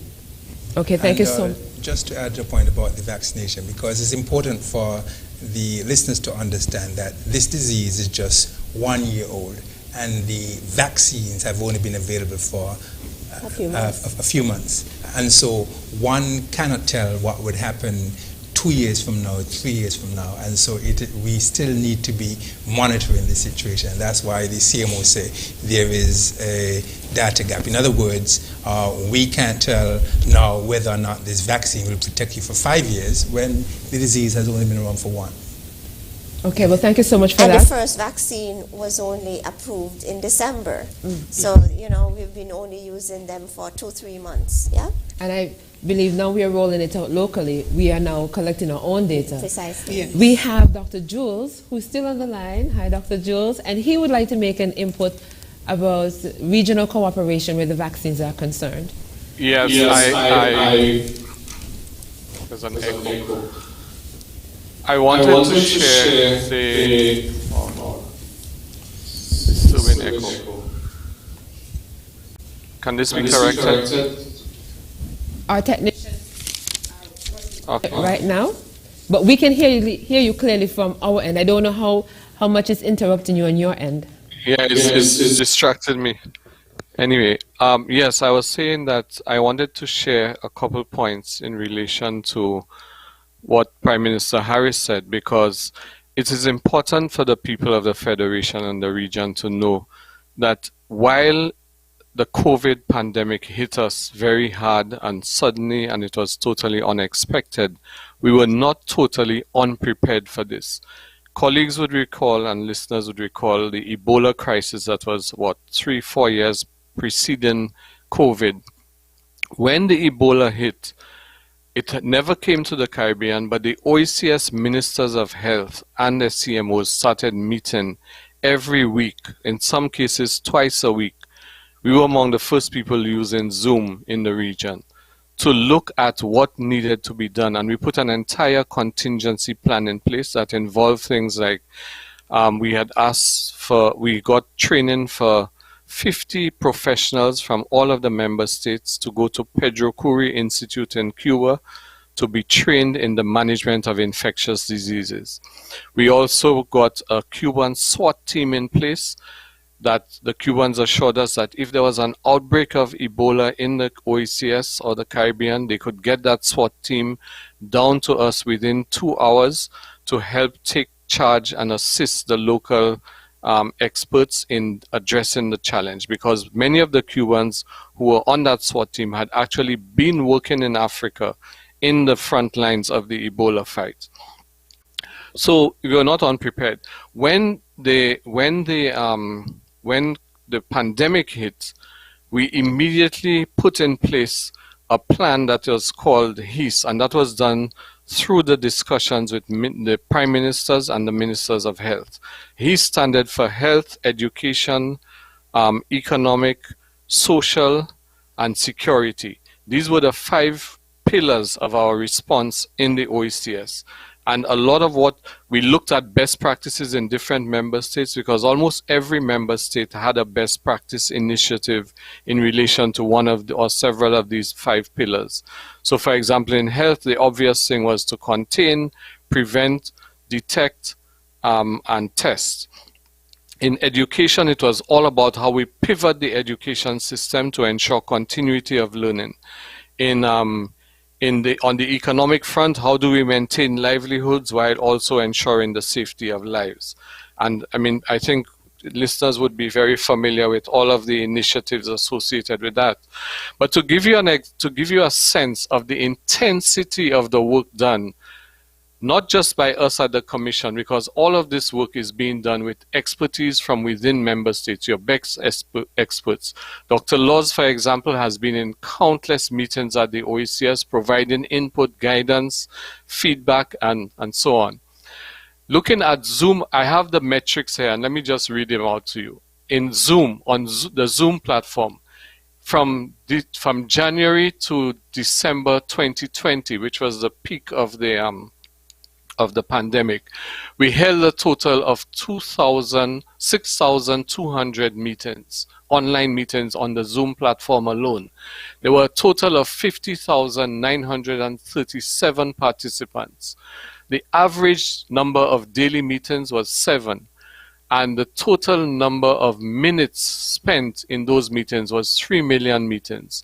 Now, let's be clear about some of these statistics. When we talk about 50,900 participants, some of these participants, like Dr. Laws, for example, your Minister of Health, Minister Akila Byron, would have been recurring participants in those meetings, right? So bear that in mind.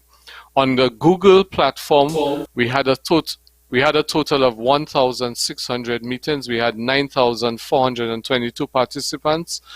On the webinars, we had 26 webinars. We had 5,796. Now in the webinars, these figures are more precisely accurate, and there was an average of 2 webinars per month. To give you a sense, the average time that we spent in meetings on Zoom was 2 hours, 38 minutes. The average time spent on Google Meeting was 80 minutes. So we used Google for our shorter, quick touching of base, rapid decision making, but Zoom for where there was more discussion required with the heads, with the ministers of health, with the CMOs.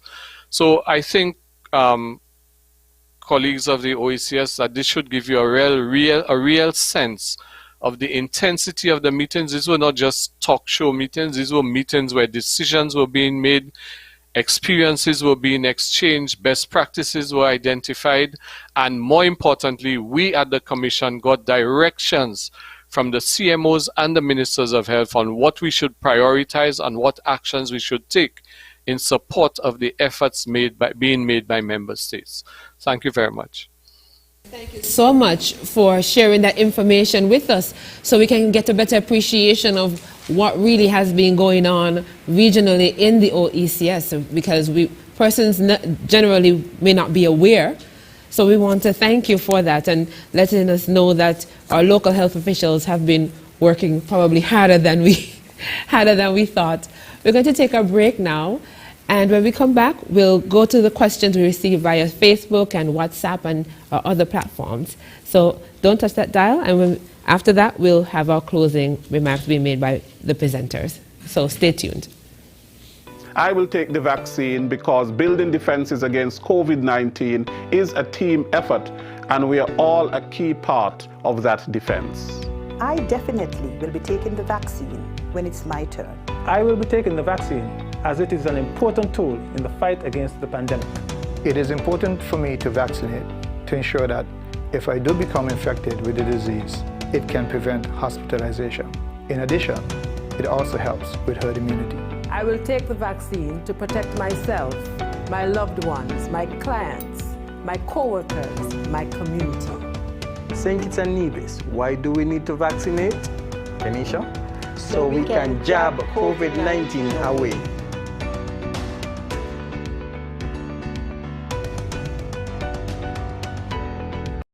Today we're at the Newtown Health Center where we've had the official launch of the COVID-19 vaccination program. We are so pleased to have had quite a cross-section of individuals who were represented here today and taking the vaccine.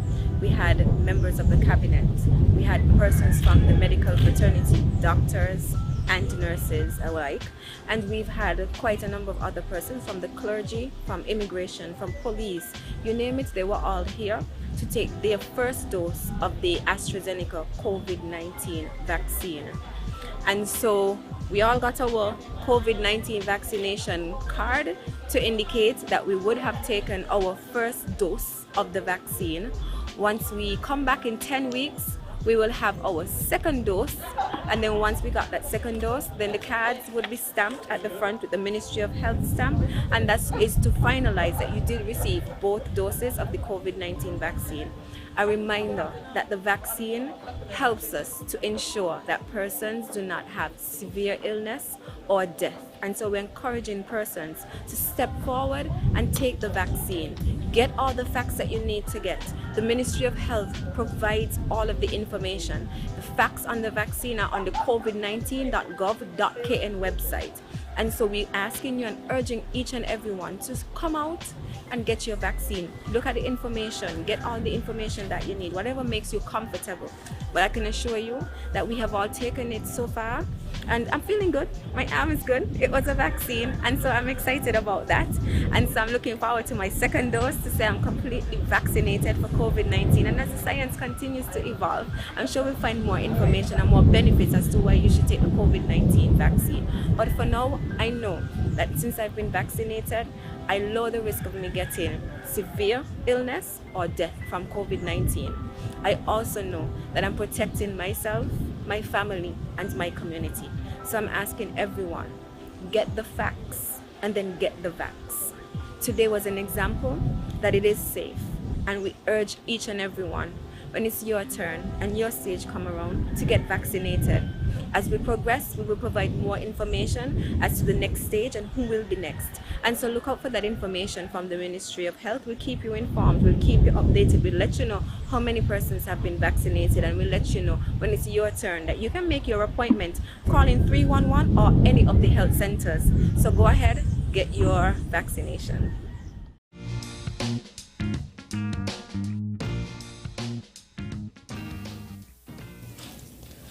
Welcome back to Leadership Matters. It's aired every Tuesday on ZIZ, and we're at the stage of the program when we are taking questions, queries, concerns, and suggestions from our listeners. So at this stage, we're going to address the comments and questions that have come in via WhatsApp and Facebook and other platforms. We took calls before we went to the break, and so what I've done is share the questions with our panelists, and I will just give you a summary of what is being asked so you know what they're addressing. We have, our first one though is not a question per se, but the person did indicate that tonight I need to come correct. When I am annoyed, I would rant and rave. Therefore, when I am impressed, I must commend, and they are commending the improvements they said they've seen in the communication between the Ministry of Health and persons who want to travel. That was raised on the program as an area of concern. The Prime Minister did commit to having that revisited. Of course, it was something that was implemented as part of the national response to the pandemic and reopening the borders, and everything was being done for the first time. So that was revisited. Some improvements have been made, and that person is impressed. They said, job well done, task force, airport, and hotel staff. They moved through quickly and were able to travel seamlessly. We have a question here specifically for the Prime Minister asking, saying that it was very disappointing that you have not addressed the nation with respect to the National Bank cyber issue a few days ago, and they believe that the issue is a very major issue, just like COVID is a very major issue, and so they feel you had a responsibility to say something to the country about it. We also have a question asking if persons have to pay for the vaccine. I believe the answer to that was no. No one has to pay for the vaccine. Someone asked if you can choose which vaccine you are able to take. since you have a donation, I don't know if it was mentioned that we have more than one options where vaccines are concerned, but you can address that. This question is for Dr. Laws or Dr. Wilkinson, and they are asking for recommendations. Give recommendation for residents with autoimmune diseases and taking the vaccine. Is there any research into the impact on this group? I think you made reference to something similar, but you can briefly respond in case they missed it. And also, can I be vaccinated if I don't fall under the category of persons who are targeted in the first instance, since most persons don't seem to be interested?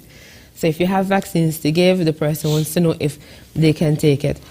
And additionally, our final question asks, an invitation was sent out to the opposition leader, the Right Honorable Dr. Douglas, to take the vaccine. Can anyone confirm if he showed up?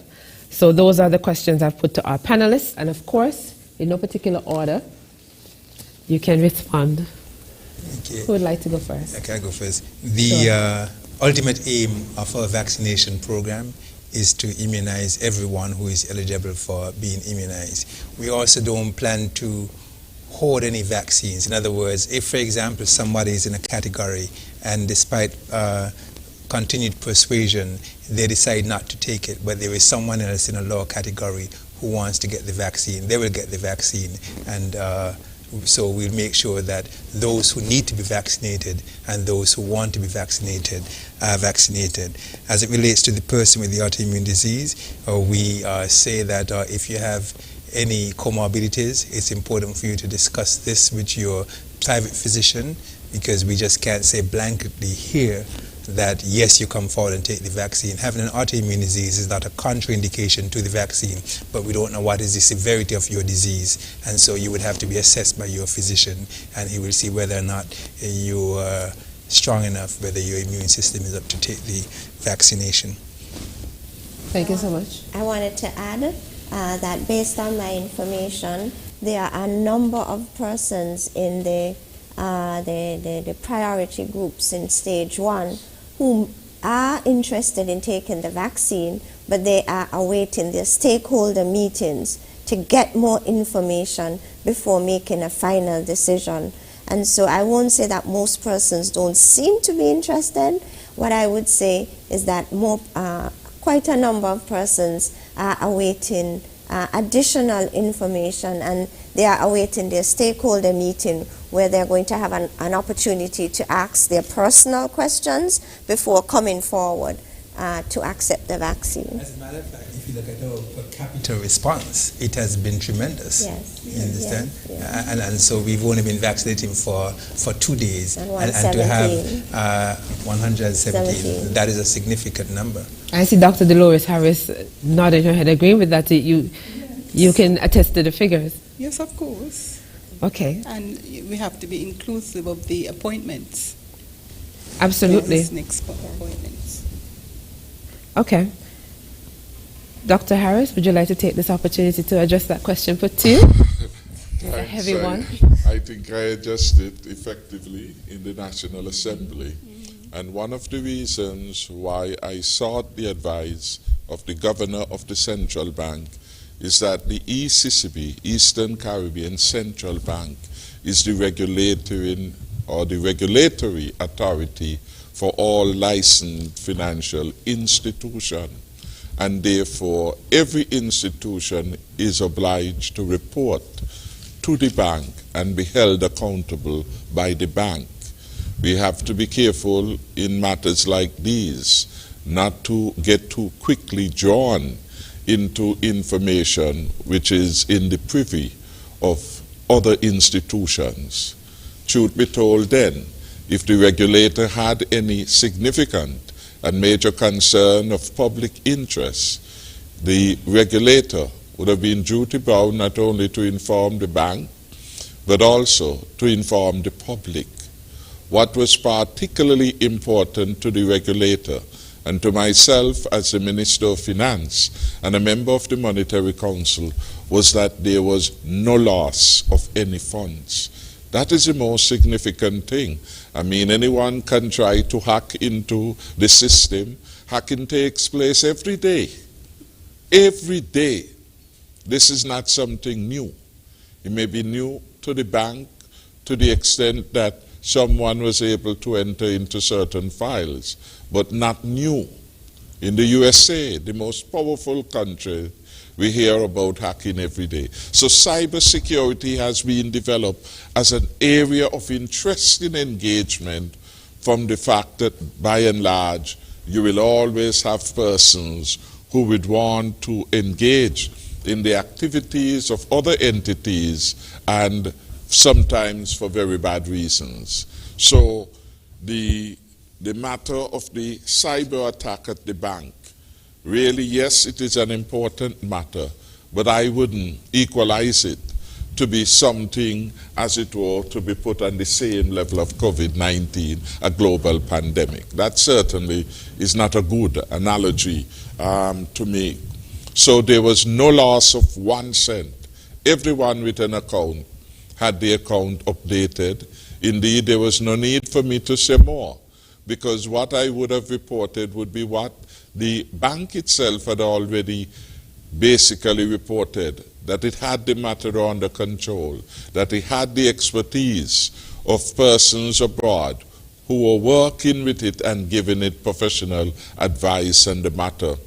When we met in Parliament, by the time the bank had issued already 3 press releases giving various updates.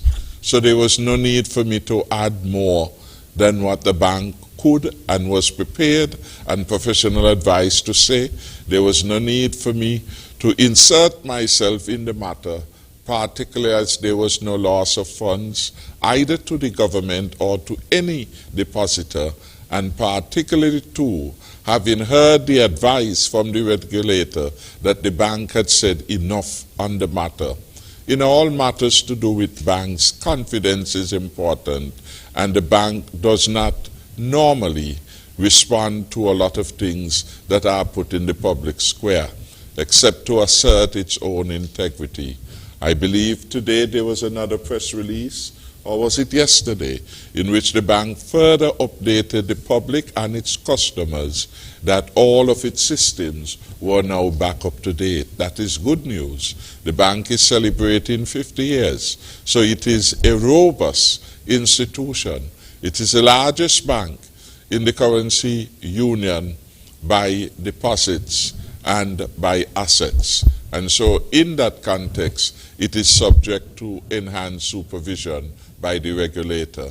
And again, as I said before, the regulator thought that what the bank had put in the public domain was enough. The good news is really now all is well as far as we are aware, and as far as the press releases have indicated. Those with particular interests should really go to the bank and get as much information as is necessary to ensure that their accounts are up to date if there is any lingering concerns. With respect to the question about the showing up of opposition members, I cannot speak for Dr. Douglas. I did indicate at the launch yesterday that our medical chief of staff had reached out to him and invited him to participate. I am not sure. I didn't see him show up when I was there Monday. I can't account for today. But I am advised, however, and I want to commend the Honorable Jeffrey Hanley. I gather that he showed up today. I equally want to commend on the government side the Deputy Speaker, Dr. Bernicia Nisbet. I am also advised that she would have showed up today. My information was that the Speaker of the National Assembly should have also showed up today.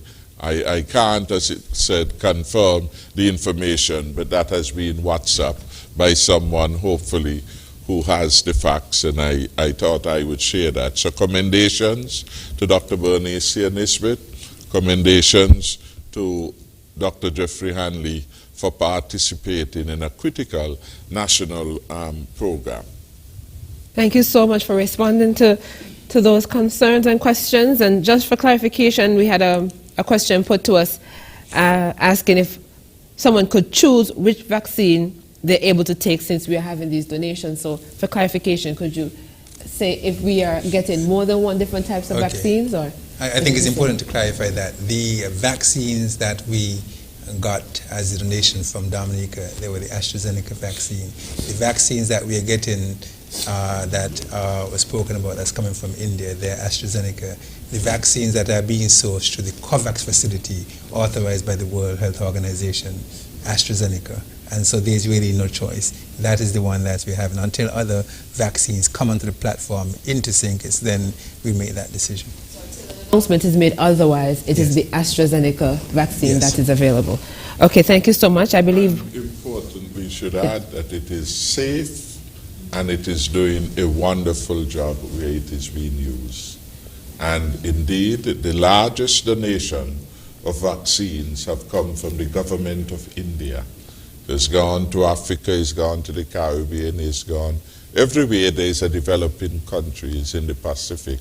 And the report so far has been very encouraging about the performance and effectiveness of the AstraZeneca vaccine. So we are good. There have also been other reasons why that had been preferred in terms of the facilities required for storage, etc., etc. And so we think that we have determined the best choice. What is being used in St. Kitts and Nevis is being used in Dominica. It's been used in St. Lucia, it's been used in Barbados, it's been used in Jamaica. AstraZeneca is a vaccine of choice for the Caribbean region. So we are doing the best that we certainly can and that we think is a preferred choice for us here within the region. And that is why in this one we are talking about regional collaboration and that all of us basically are going to be getting, all of the independent member states within the OECS are going to get supplies based on this one. Again, the same the same type of vaccine was shared from Barbados with Trinidad and Tobago and with Guyana. So you see again, AstraZeneca vaccine is becoming the brand of the region and determined to be more suited at this particular moment in time. Thank you. Yes. In addition to what the Prime Minister has said, we trust that the public would have the confidence in the healthcare team to select and choose a vaccine that is safe and efficacious for the people of the Federation. Important to know. Thank you so much for that. Could I finally say a very special thank you to Nurse Sylvia Garnett, a 40-year veteran in the provision of health care in St. Kitts and Nevis, who, though of advanced age and is all the way in the USA, would call in, give God thanks for the success of this wonderful country of St. Kitts and Nevis and its successes so far in fighting the pandemic. I want to thank her as our country's lead nurse, matron, for taking the time to update herself about what is happening in the health field here in St. Kitts and Nevis, and of course calling in and encouraging every citizen and resident not to hesitate to take the vaccine. Thank you all so much for responding to all the questions and queries that we got.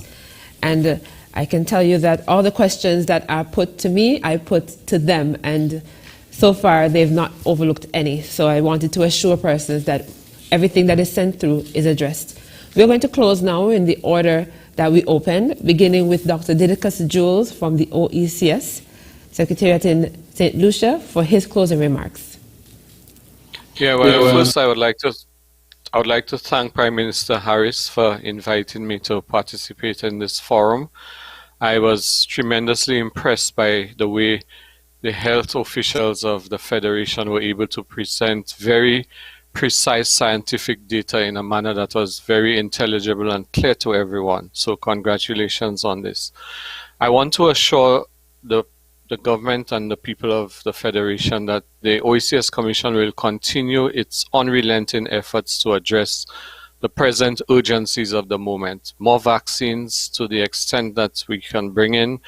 Our major effort is to get these to the best of our ability as donations, because we know our governments are all under severe financial pressure.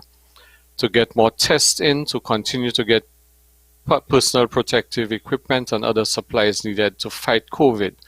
But even while we are doing that, we are also looking beyond this to seize the disruption caused by COVID to accelerate the regional integration agenda. And just to give you a quick example, I mentioned the strategy being health, education, economy, security, and social protection. On the education front, we're talking about, we have working groups of the top education curriculum people, psychologists, a range of expertise from all the member states looking at how do we ensure the continuity of learning and how do we redesign education for a future that will very well mean that education will be both physical and virtual for going forward, a very different form of education. The other is in the area of health. We're looking beyond COVID to see what are the lessons we are learning from this, to look at how do we build a permanent resilience in our health facilities, in our health infrastructure.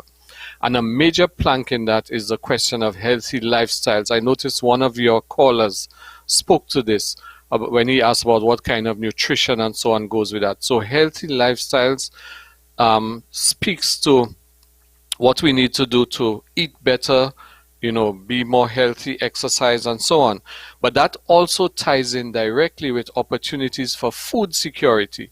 A lot of the non-communicable diseases we suffer from is a result of too much imported processed food. So we are now moving towards a more determined effort in the agricultural sphere to look at food security. And while doing so, obviously, we will have to address a range of other issues, because if we talk in food security, just as we did when Hurricane Irma and Maria hit, the need to be able to ship food and essential supplies and stuff across the region. So how do we use our food security initiative not only to guarantee healthy lifestyles at the national level, but how do we use that as a lever to boost intra-regional trade and therefore cut back on our food imports? We can make millionaires of our own farmers if we stop spending the almost billion EC dollars that we spend on imported food by doing trade among ourselves in areas of comparative advantage. Thank you very much for the opportunity, and I'm really happy I was able to participate. Thank you so much for being able to participate and making yourself available. We are very happy that you took part in our conversation this evening, and we believe that many persons benefited as a result. We'll now hear from the Chief Medical Officer in the Ministry of Health, Dr. Hazel Laws. Access to the COVID-19 vaccine is crucial to curbing the spread of the SARS-CoV-2 virus and ending this pandemic. Tonight, I urge nationals, citizens, and residents to get the facts, make an informed decision to take the COVID-19 vaccine. I'm very thankful that I could participate in tonight's proceedings. Thank you. Thank you so much, Dr. Laws. We'll now hear from the Medical Chief of Staff at the JNF General Hospital, Dr. Cameron Wilkinson. Thank you. I just want to remind the listeners that COVID-19 has no respect for age, gender, race, religion, or political persuasion. Of the 2.48 million persons who are dead, they were from all of these groups. Vaccine saves lives, and this one certainly will. And complacency and inaction can be just as dangerous as the virus itself. So please don't hesitate, vaccinate. Thank you so much, Dr. Wilkinson. And now, Permanent Secretary in the Ministry of Health, Dr. Delores Stapleton Harris. Thank you very much. I want to conclude this evening's presentation by indicating that a country has an obligation to provide health care to all its citizens. And I submit that the vaccine offering reflects care. I also want to say at this time of the vaccination rollout, the Ministry of Health reaffirms its commitment for health protection, reduction of all diseases, whether communicable or non-communicable diseases, so that we can strengthen our healthcare services to remain sustainable equitable, accessible, and affordable to all our citizens. However, we need you to continue with the basic protocols of frequent hand washing, sanitizing, mask wearing, and distances. I implore you not to become too relaxed as we administer the vaccine. I started by positing that a country has an obligation to provide health care to all its citizens. I maintain that you too, as individuals, have a duty of care to yourself. And so we will be depending on you heavily to preserve your health, our health, and the well-being of the Federation. I urge you to take the vaccine. Thank you. Good evening. Thank you, Dr. Delores Stapleton Harris. And now we will have the person who hosts the program, holds the program in the first place, Dr. Prime Minister, the Honorable Timothy Harris, bring the program to a close until next time. Thank you very much, Jackie. I want to thank you for so ably presiding over another important edition of Leadership Matters. I want to thank all the callers and those who chose by other alternative social media platforms to send in their questions and their concerns. There were no silly questions, and there will never be, because we are obliged to take every question and to attempt to assist every citizen and resident in finding truth. Tonight's presentation was about that, to indicate the truth, the facts surrounding the rollout of our vaccination program. And really, in a sense, when we started this program, at one point we said that distance was a sign of love. If we were to avoid going to visit some of the elderly folks when we were vulnerable and they were vulnerable, we were in fact demonstrating love. Distance in the COVID environment had become a sign of respect, of love and caring. Equally, I want to say that the rollout of the vaccination program is a show of deep love for those we care for. Love first for self, because by vaccinating yourself or by taking part in the vaccination program, to put it better, then you ensure that you protect yourselves. And only by protecting yourself can you seriously protect others around you, your children, your mother, your grandmother, and those who you love and those with whom you work. And so my simple encouragement is that for each one, not to hesitate.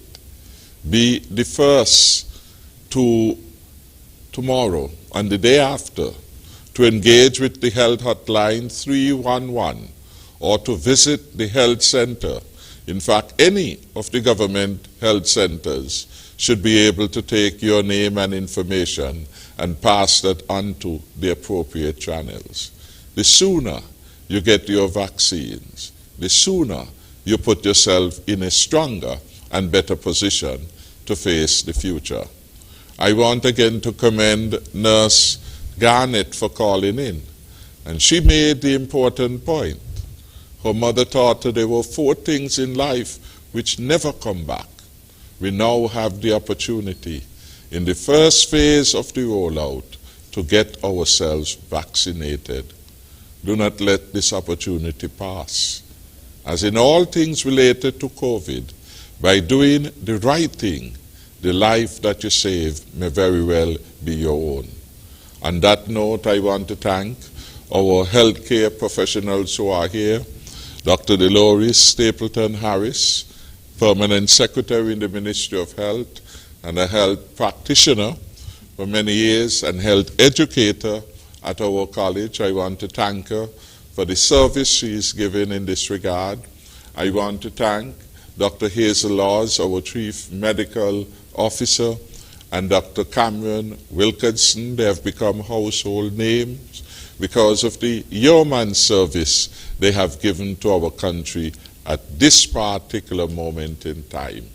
So to everyone who want to embrace a stronger and safer future, I encourage you again to get yourself vaccinated. May God continue to bless this country, and may He continue to keep us safe. Thank you very much for participating in tonight's Leadership Matters. Thank you very much, Mr. Prime Minister. And I want to thank all of you who have been listening week after week, participating and asking your questions, whether they're tough or whether it's a suggestion, query, or concern. We really appreciate your participation. You help to make the show. I want to wish you a very good, the rest of your evening, and I hope you enjoy the rest of your week. Take care. Until next time.